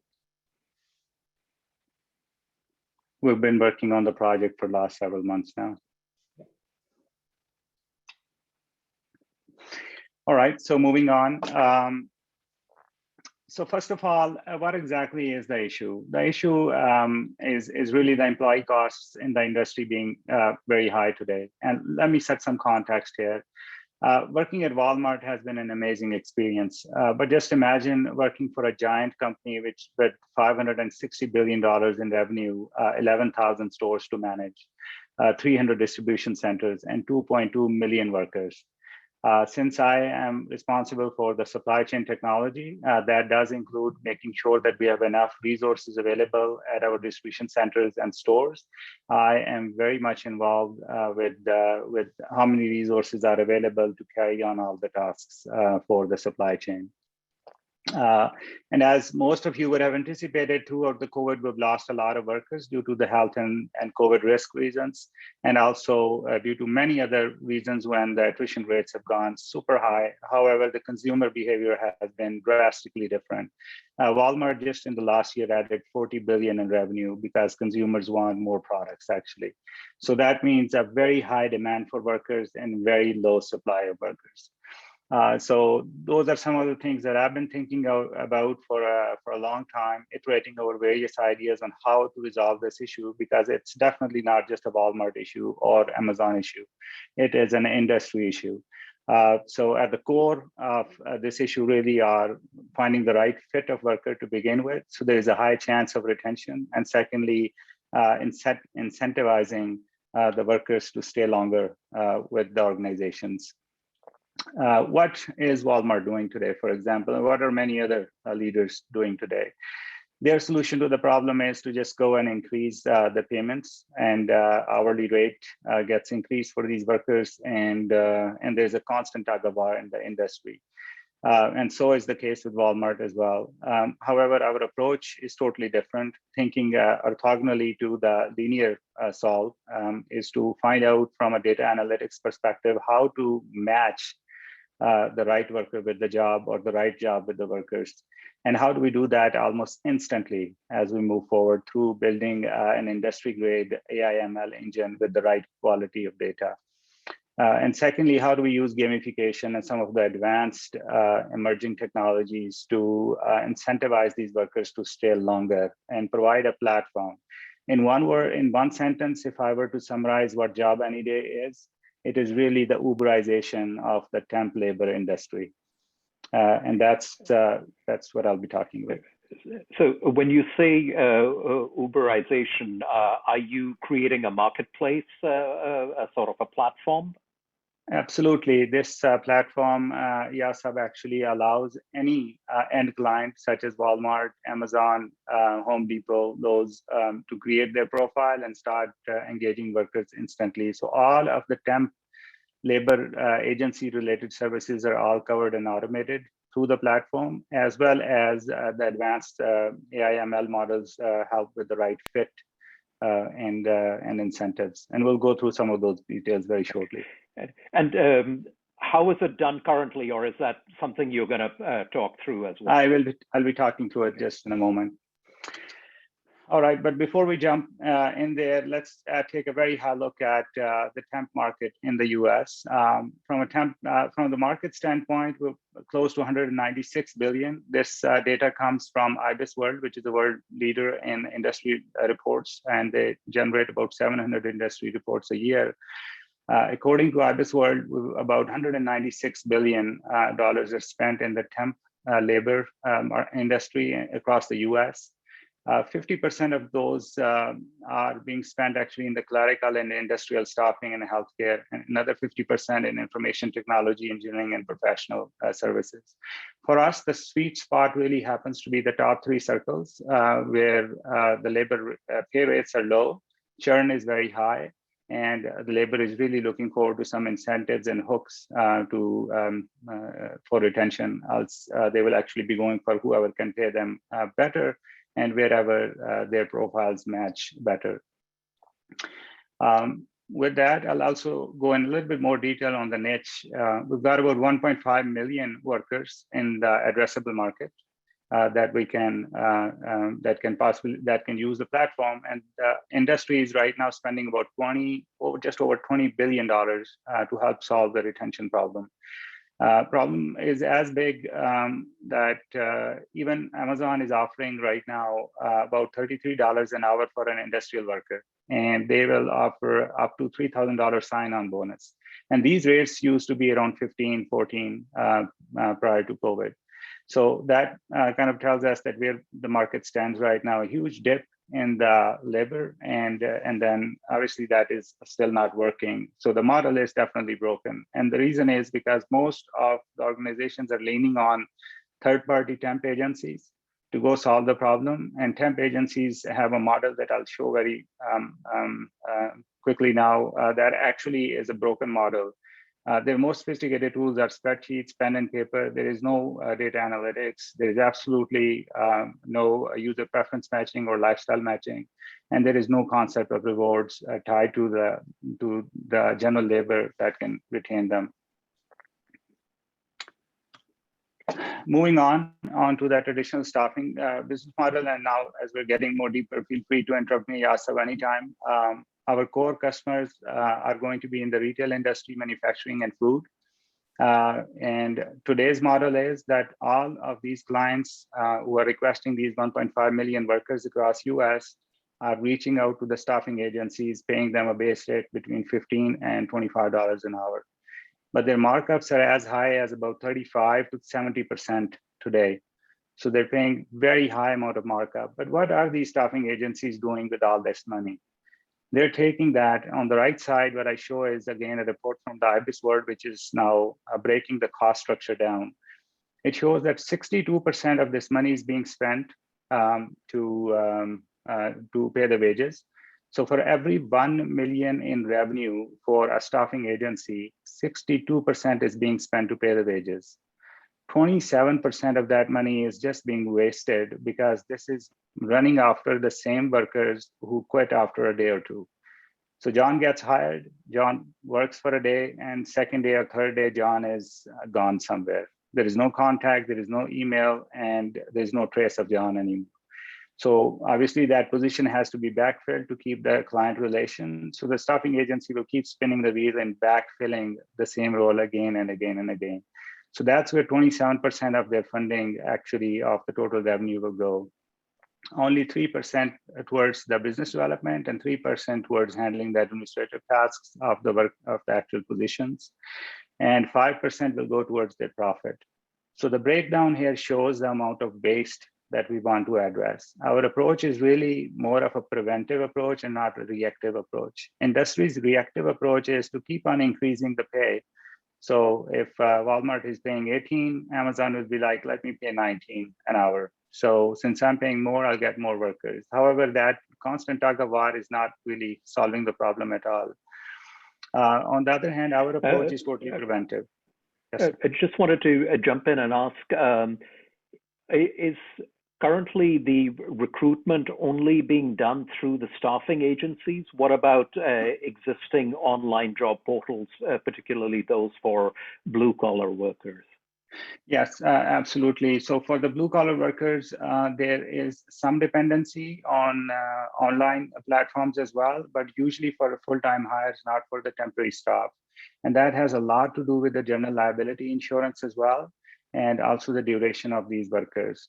So the moment Amazon or other companies want to hire somebody as a direct hire, they have to be responsible for all the healthcare and all of the liability insurance as well, where the staffing agencies actually provide all those coverages. So there is a natural tendency for temporary staffing to lean on the third parties. We are essentially saying that don't go to staffing agency, come to this platform and let us handle all the tasks, including administrative matters, finding you the best match, giving you the retention for, improving on the retention, giving you a mechanism of recognizing the employees so they stay with you for a longer term, and so on. So again, as I mentioned, our approach is a preventive approach to reduce the waste as opposed to actually just do something about the waste. You can analogize that with this phrase that there is one, either you can keep on mopping the floor or you can close the tab. We will rather be interested in closing the tab here. So let me show you how this model gets converted through our AI/ML models, which is totally based on data analytics and understanding the worker behavior, their preferences, their lifestyle choices, their address based on basically their location, their schedule, type of work preferences, their work histories. We consider all of this data and come up with a match number that tells them that what is the best job for them. So right from the get-go, we want to match the worker with the right job that they should be doing. So John is coming and using the platform. John will be having all of that information available upfront in a single number saying that you are 95% matched to a particular job. And hence the chances of John staying on board and not leaving the company are improved by at least 50%, if not more. So as the backfilling costs come down, now we have a big chunk of cost that the platform can consume and actually keep on improving on the machine learning models and also provide these services. Secondly, the platform, since it's automating a lot of the manual processes and doing away with the spreadsheets and paper and pen, that provides an amazing worker experience that I'll go through in a second as well. And that improves on the NPS and CSAT ratings for the employees. Just going to pause here for a bit. And one more point I'll mention on this slide is that we would like to have a dedicated cost budget for the rewards. Obviously, rewards come at a cost. So a 5% of the piece of this pie is reserved for feeding back in rewards to these workers, which can be redeemed at a later point. So instead of just going and spending that money right away, they'll have to stay with the platform for X number of weeks or months before they can go cash that out. That helps. You mentioned NPS either now or later. Can you also talk about, in addition to the Net Promoter Score or NPS, what other key metrics you would be tracking? Absolutely. We will talk about that in the AI/ML section. Sorry, any other question, Yasab, on this slide? No, go ahead. Okay. All right. So here is a couple of swim lanes that explain the process today versus process tomorrow. So if you look at the traditional staffing agency model today, and the numbers in blue are the number of days. On a typical day, let's say John looks up a billboard, comes across an advertisement, or for whatever reason, he finds out that there is a local staffing agency, and John goes and visits that on day one. He's asked to fill a paper application out. He's going to be going through a screening process, which will involve obviously drug testing, security clearance, his identity check, work authorization checks, and so on. And that will take at least 2 days of the process. He's going to submit that paperwork, come back And then in a couple of days, he's told that, all right, you're all set to go. And now the operations manager at the staffing agency will start to manually match him across the positions he's got in his spreadsheet or paper, whatever he's using. On day 5, he'll hear back that, all right, we've got a match for you, and the communication is done with the end client, and the job starts on day 6. Day 6, he's done the job and marked complete. And then on day 7, the timesheet registry is there, and it can take another 3 to 7 days for John to get paid, and he'll be asked to come and pick up the check in many cases. So basically, John's experience has been that he's going to have to visit the local agency a couple of times. The manual matching obviously is not guaranteeing that it was the right match for him, because obviously somebody is doing it manually over a smaller number of jobs as compared to thousands of jobs. And secondly, his pay is delayed, which highly matters to labor workers because they have to pay the bills. Now look at the scenario with the Job Any Day platform. John opens either the Android app or iOS app or our web app, because they're all 3 are in production today. He spends 5 minutes completing a profile, answering few questions. Now he's able to get screened because he can upload his driver's license or work authorization through the app. He's given a go-ahead and approval to move forward same day by the admin staff. And then AIML engine tells him that, okay, here is the job out of the 5,000 jobs listed on the platform that is the closest match to you based on your address, your schedule, and your job type and pay preferences. He accepts the job, and client is auto-notified that your job has been accepted. He shows up to the job on day 2. Part of that process is that all of this, not only screening, but training for John is also baked into the platform. So John is ready actually next day with the orientation as he shows up. A huge productivity improvement, because now the end client does not have to waste a day or 2 training or bringing John up to speed. So John hits the ground running on day 2, and by the end of day 2, he's already gotten his feedback and coins. And by coins, we mean that the operations manager has actually his own view of the app. He opens the app and says, all right, John did an amazing job. I like him. So John gets actually maybe 1,000 coins based on that good feedback. And then at the same time, the pay is deposited directly to the wallet in the app, and John can go and start spending that money right away if he wants on the second day. However, we can set that frequency to a weekly pay and bi-weekly and so on as needed. It's customizable. However, the rewards that John has can only be redeemed after at least 3 to 4 weeks. And the reason for that is because we want to make sure John does not take off on us and he stays with us. And there will be enough rewards for John to stay with us for 3 months and be able to buy an Xbox. So something that he really, really, cares about. Just on that slide, if I understand it correctly, you've taken what would typically be a 10-day time frame, you've shrunk it into 2. You've talked about John. I would like to understand what is the value of those 8 days that have been shaved for someone like a Walmart or Amazon. Any ideas that you have, or have you quantified, what this translates to? We have a very good question, and I think I will take that as a feedback. We have not quantified that, Yasa, but there's a huge value for any end client for saving these days, because they do not have to work with several staffing agencies anymore. There is a lot of overhead on them. One agency tells them, we'll provide you worker in a day, but they're not able to provide. So now the operations manager has to reach out to another staffing agency and see, can you provide me? So based on what is their approved vendor list, as far as these staffing agencies are concerned, they'll have to make these calls to 5 or 10 agencies before they can actually get a worker next day.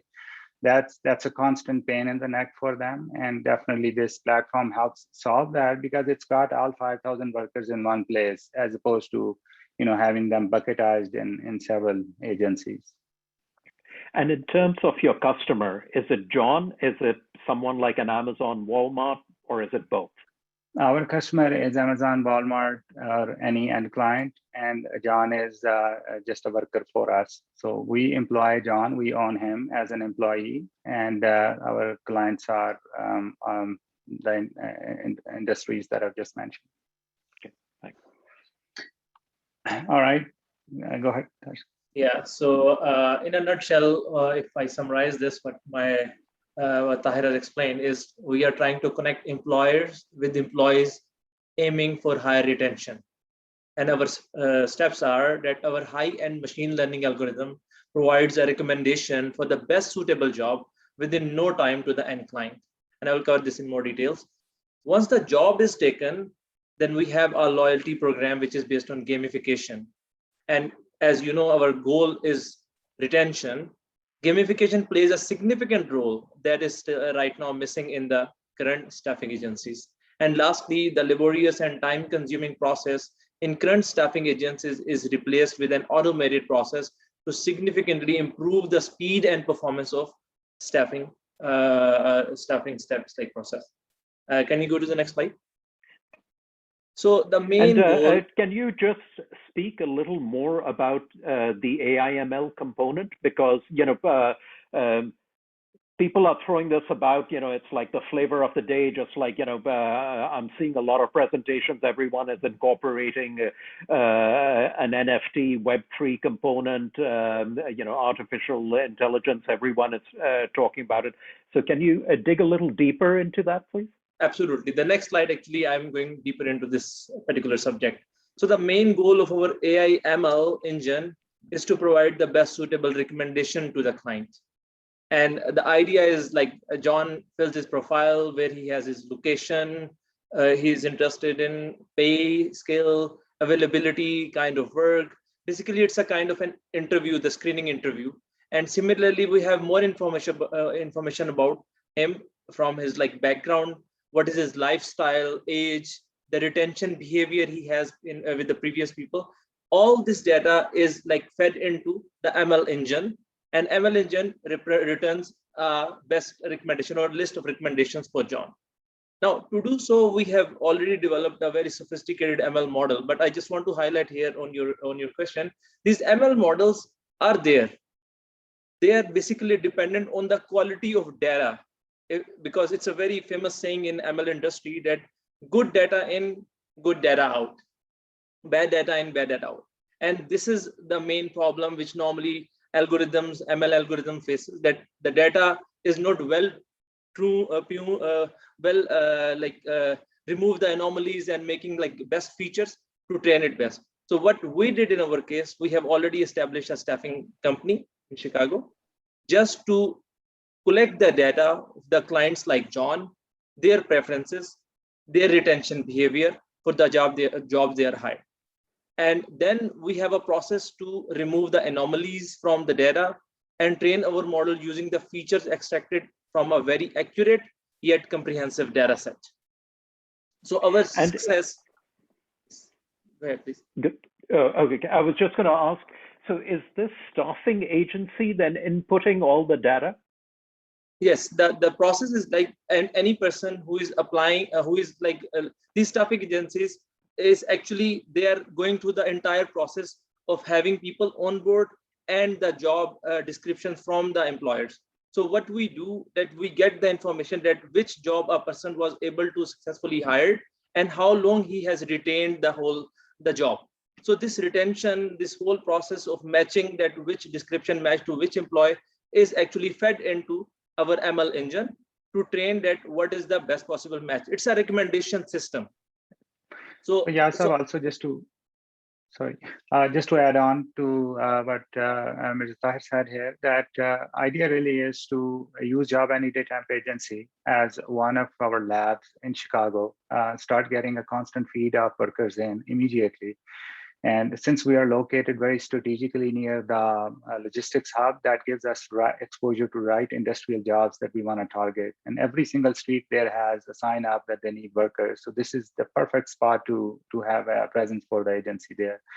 So that will give us a great source of the worker information. But at the same time, we've also got, we're starting partnerships with Zoom Info, LinkedIn, and so on. So we can get more data pulled in from those subscriptions that can be fed back into the engine. Idea really is that as we move forward, whatever data source we can get, let's get that in, and if it qualifies and meets our quality standards, keep it. Otherwise, keep on building based on the new data. And those data streams are not only coming from outside but from inside the organization as well, because job any temp agency is our internal source.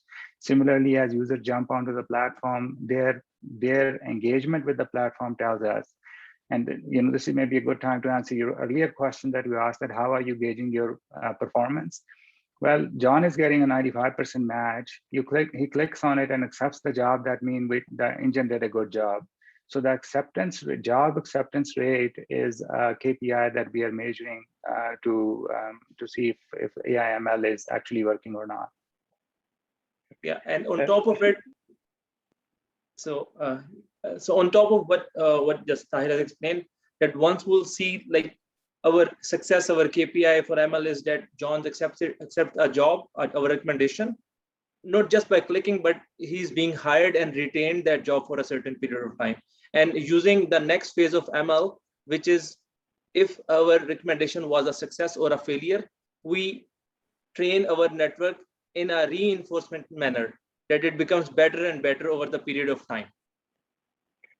Okay, so I guess where I'm actually trying to get to, and maybe you address it later on, is I'm trying to assess the scalability, because if you are inputting the data yourself, either through the staffing agency, that in my mind puts a question mark on how scalable this is. I mean, we know that platforms like LinkedIn have been hugely successful because it's user-generated content. It's people like you and me who are, updating our profiles, entering the information, and constantly refreshing that. LinkedIn need not worry about that. So then the second thing you mentioned is that you may be subscribing to data to pull it from sources like LinkedIn.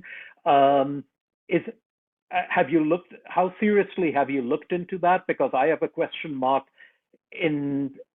will they give you permission? Because I know in some instances, LinkedIn or someone like Craigslist will disallow any such sort of scraping or hoovering of content from them. Yeah, so I can address both of these. Number one is on scalability. So the engine is designed right now with AWS backbone, highly scalable from a technology perspective. But I think your question is more around the business model itself. Right, exactly. The way we would like to scale that is, number one, build relationships with the end clients and bring them on board with us and work with them on the platform directly. So that's one of our biggest source.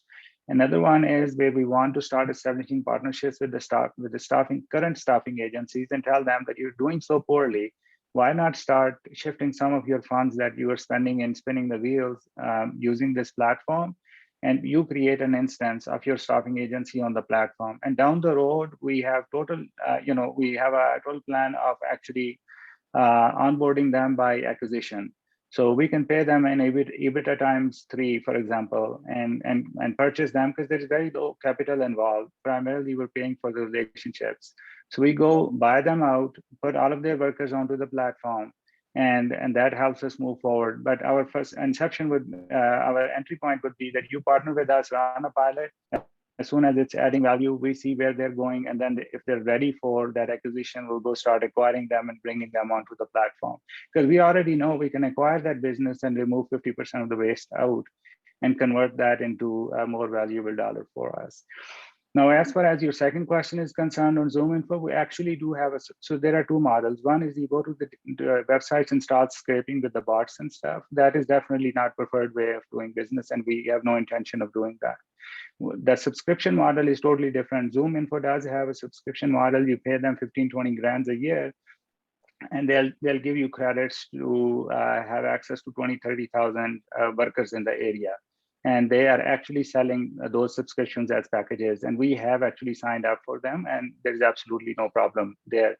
Question really is that how useful that data is, and that is what we are putting to test right now. Jazakallah. Move ahead, please. Yeah, so the layout itself in the previous slide is very user-friendly. John fills a profile. Within a second, he gets a response from AI/ML engine of what is the most suitable job for him. And the system improves over time. So the next is gamification for retention. And I request Tahir to kindly explain that. Thank you. On the gamification side, a couple of things that we're covering. Number one is that we like to provide an opportunity for operation managers to recognize the associates. So every time they show up to the job, for example, a system recognizes number one and gives them automatic rewards. For example, in this case, if John shows up to the job, he gets 500 coins. If he's on time, gets another 100. His manager gives him good feedback, he gets 2,000 coins. So over time, John has been able to acquire about 30,000 coins that he can go and redeem and purchase whatever he likes to. And then I'll walk through what are some of the options available to John for redeeming these points. But at the same time, we want to improve worker engagement with the platform. So how do we match the lifestyle choices with the platform itself? Labor worker, we have actually interviewed over 50 labor workers just to better understand that what is it that they really prefer. For example, if somebody is heading out for grocery or for a cup of coffee, we want them to feel compelled to open the app and see what are some of the perks available to me as a worker through the platform. So this perks module really helps us get these workers connected and tuned in to the app. And we want them to heavily use this app day in and day out so they remember it. So this user engagement helps us collect data on their lifestyles, and at the same time, it helps us to offer them better jobs and choices and give them an ecosystem. For example, if John cares about Spotify subscription, he can just see that, oh, I've got a perk here. Since I'm connected with Job Any Day, I can save 25%. Or I can save on Netflix, or I can save on my haircut, for example. So for anything that John wants to do, we want to provide him a perk there. And then, as I said, we are allocating a budget of 5% of the revenue for these rewards to make sure that we keep these workers engaged with the platform. From a redeeming the points perspective, we would like to have these coins actually convert into the actual products, more like a person playing a game and wants to go buy some hoverboards or whatever gadgets there are in that game. In this case, John can go and just redeem them if he wants to buy shoes, a pair of shoes or movie tickets or whatnot. He can just go and claim them. And similarly, operation managers can recognize their associates directly by issuing an Employee of the Month award or a happy birthday, wishing them a birthday, etc. So those options are available and they're totally dynamic and fed from the backend, and operations manager has full control. With a single tap, they can issue an award to any associate. So with that, I can move forward to projections unless you have any question on gamification. No, please go ahead. All right. From a projection standpoint, we are targeting about 150 workers. This is very conservative because just with a couple of beta trials going on, we will hit 150. But we are being conservative as we're going through several iterations in the first year of the platform, tuning it to the market and making sure that we can actually have some good product market fit analysis done. So that's why we are giving ourselves a little bit of a breathing room by saying that on the first year target is 150. But by year 5, we want to hit 30,000 workers onto this platform. And what that really translates into is about $1 billion by year 5. In revenue, and based on the 18% margins, the gross margins for a Job Any Day, we're looking at about 189 million. And gross margin will be your take, right? Absolutely. That actually does. It does not include the liability insurance, and it does not include the costs which are associated for overhead. But it does include the cost that we need to pay for the technology and the platform. So I think that is another 10 million or so. And we are looking at still roughly between 170 and 180 million by year 5. Right. So by year 5, you're a roughly $200 million business, not $1 billion.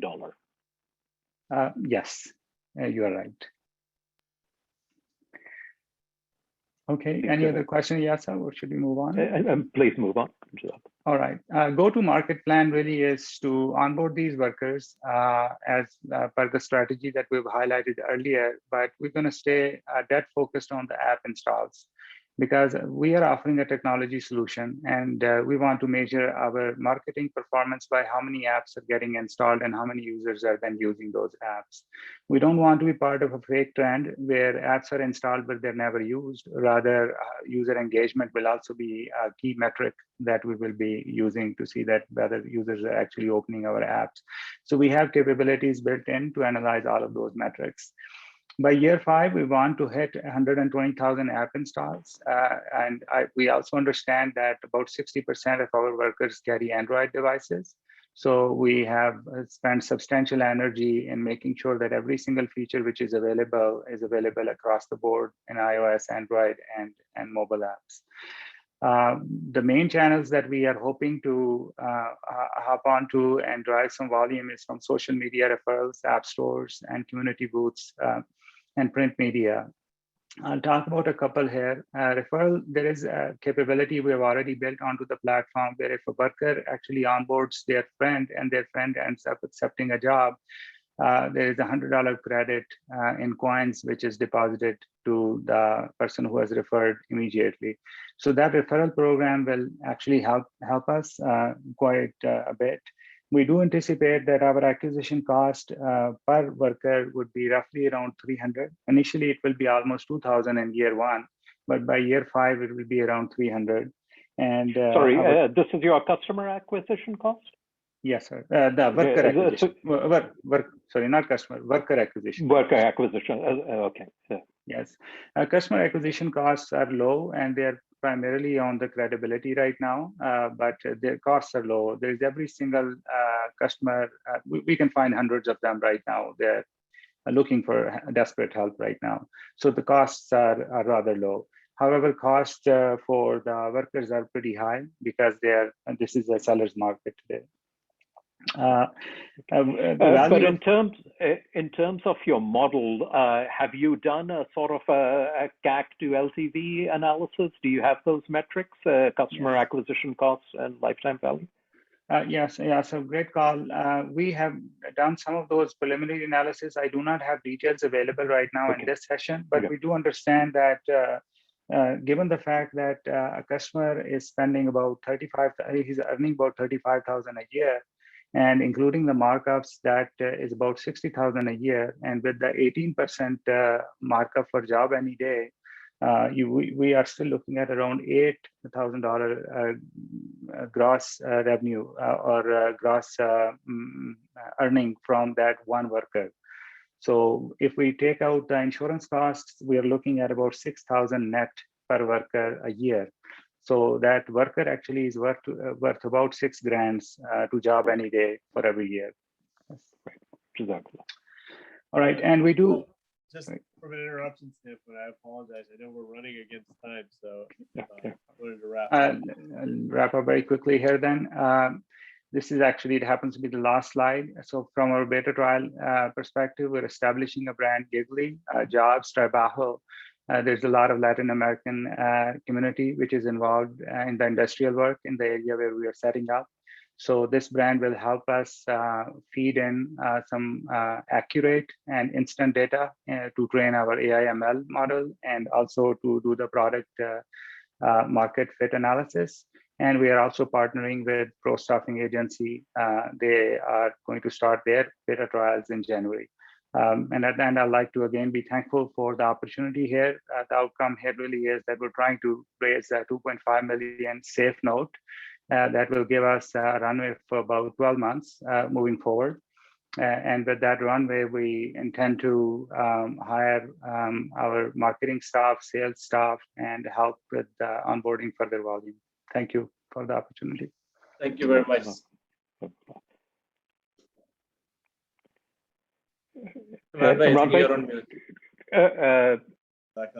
Do we have a quick 2 minutes to give some instant feedback?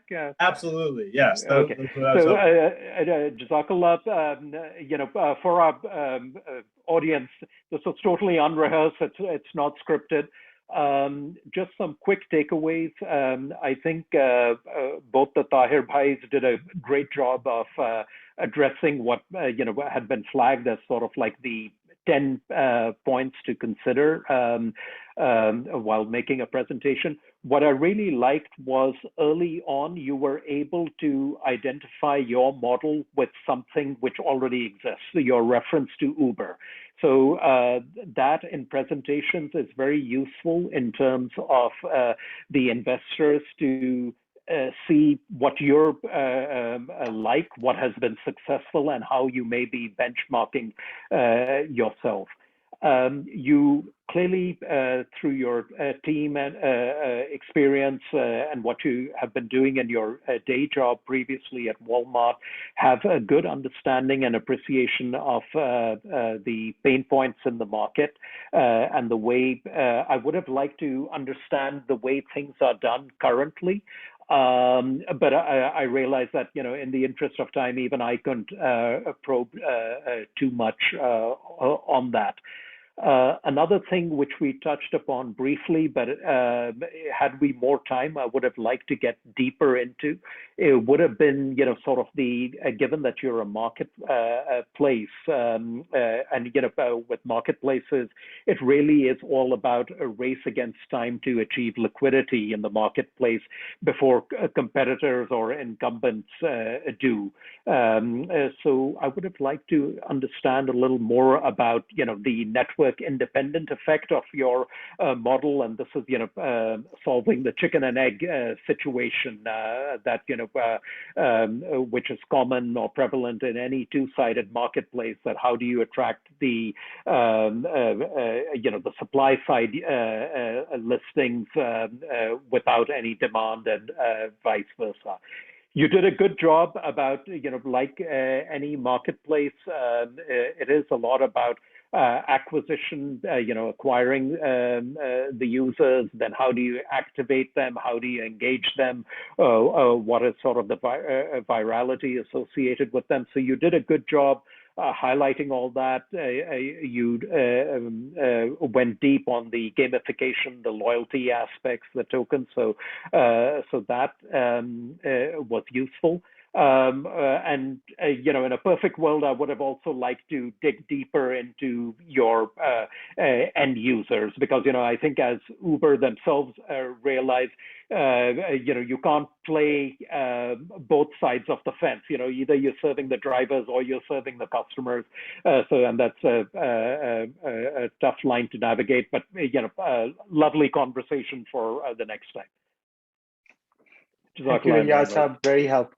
Very helpful insights, and we've noted them down, and inshallah that will help us improve it. Jazakallah. These were really great points. Jazakallah. Jazakallah, everyone. So that was an example for everyone's benefit of a live pitch, and I wanted it to be unrehearsed, not staged, and that's exactly what it is. This is a real company. Tahir Bhai is actually raising money and going out to market with this idea. He's been working on it for a couple of years and bought a staffing agency. So you'll notice the theme here is he didn't just have an idea and throw a bunch of slides together.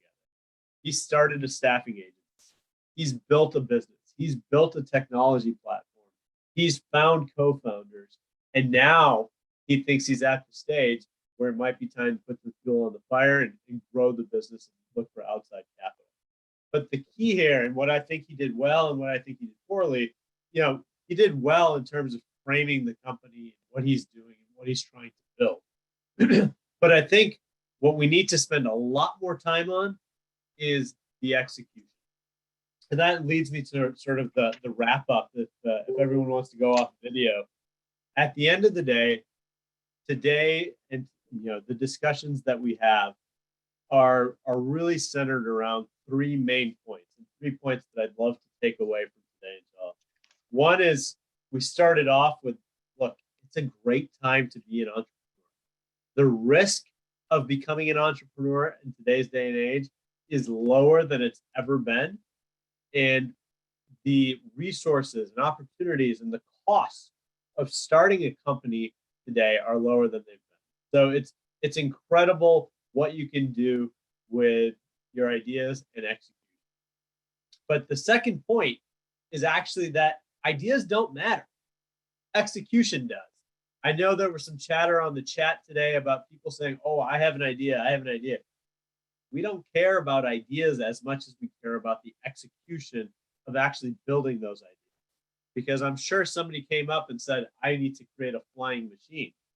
But if they didn't have the skills, if they didn't have the hustle, if they didn't have the heart to actually build an airplane, it is what it is. It's just an idea of a flying machine.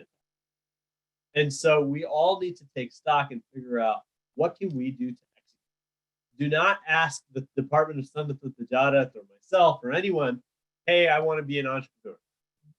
Fantastic. What does that mean to you? You need to be able to build and execute and have the motivation to do so. I'm not going to do that for you. No one else is going to be doing that for you, right? So Tahir Bhai is a fantastic example, and Mirza Tahir Saab are fantastic examples of people who've taken the initiative and are getting it to that level. The last point that I want to make in sort of wrapping up for today's event is that AMDs, we're encouraged to do well. And I'll take you back to that first quote from Hazrat Qutb Masih Sani, and it was basically, we are designed to be the top at everything that we do. Don't just be a carpenter, be the best carpenter. Don't just be a doctor, be the best doctor. Don't just be in business, but how can you build a business that survives, thrives, and succeeds? And that first slide, the first two slides that I showed today, were individuals who were iconic entrepreneurs. And then that next slide I showed was, those South Asian leaders of these businesses who are taking it to the next level. The beauty of entrepreneurship is that it is, in fact, democratic. We can build. You can be an immigrant. You can not know English all that well. You can be the most educated person in the world, but you're all on a level playing field when it comes to how you are able to execute and build a business. And that's what I want you to take away. Think deeply, think critically, be very conscious about the decisions that you are making, but we can, in fact, become successful entrepreneurs. And I hope that you took away from Najib Saab's presentation that you really want to involve faith in your decisions. As I mentioned before, all the people that we had on the panel today were all and are all involved in the Jamaat and very actively involved in the Jamaat. And that's something that doesn't take away from your ability to hustle and do other things. Time management is important. We want to make sure that we're doing all the things appropriately for our family, for our Jamaat, and for our companies. And some people can be very one-sided. And why I picked the panel I did is because all of these individuals are involved, they're generous with their time, and I've posted all of their LinkedIns in the chat window for everyone to access. And there's no excuse to not friend them, at least on LinkedIn, and not reach out, because that's what we're here for. We're here to help. And that's what I'll finally conclude with. The Department of Sanat al-Tijarat, as part of MKA USA, is here to help. As Motamim, that is my job, is to help everyone succeed in whatever way possible and connect you with the right resources to, inshallah, build successful, thriving businesses so that you can be the best person, the best version of yourself that you can be. So with that, I am going to conclude. I'm going to ask Ayaz Bhai if you can go back on camera and lead us all in silent dua. For everyone's benefit, the recording of this event will be hosted on the MKA USA website under the Department of Sanat al-Tijarat. So please feel free to reach out and see that recording there. Additionally, if you are a registered attendee, you will get a copy of today's recording. Feel free to distribute it. That's the only way to learn. People who weren't able to attend, that's okay. We will we'll look forward to having them next year. And we've got a lot of plans for Sanat al-Tijarat this year, including an internship program for second and third year college kids, a full database revamp of our Jamaat attendees so that all of our LinkedIn profiles are available so that we can all reach out and know who's who. And some people have mentioned pitch competitions, etc. We're open to all ideas. It's sanat-o-tijara at mkausa.org. And Ayazbay, if you can, please lead us in silent dua to conclude today's event. Please join me. Bismillah.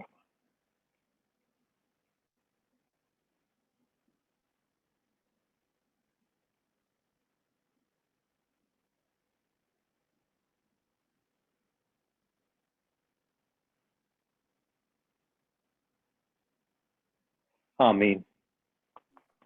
Jazakallah once again for all those who attended. And with that, we'll conclude today's event.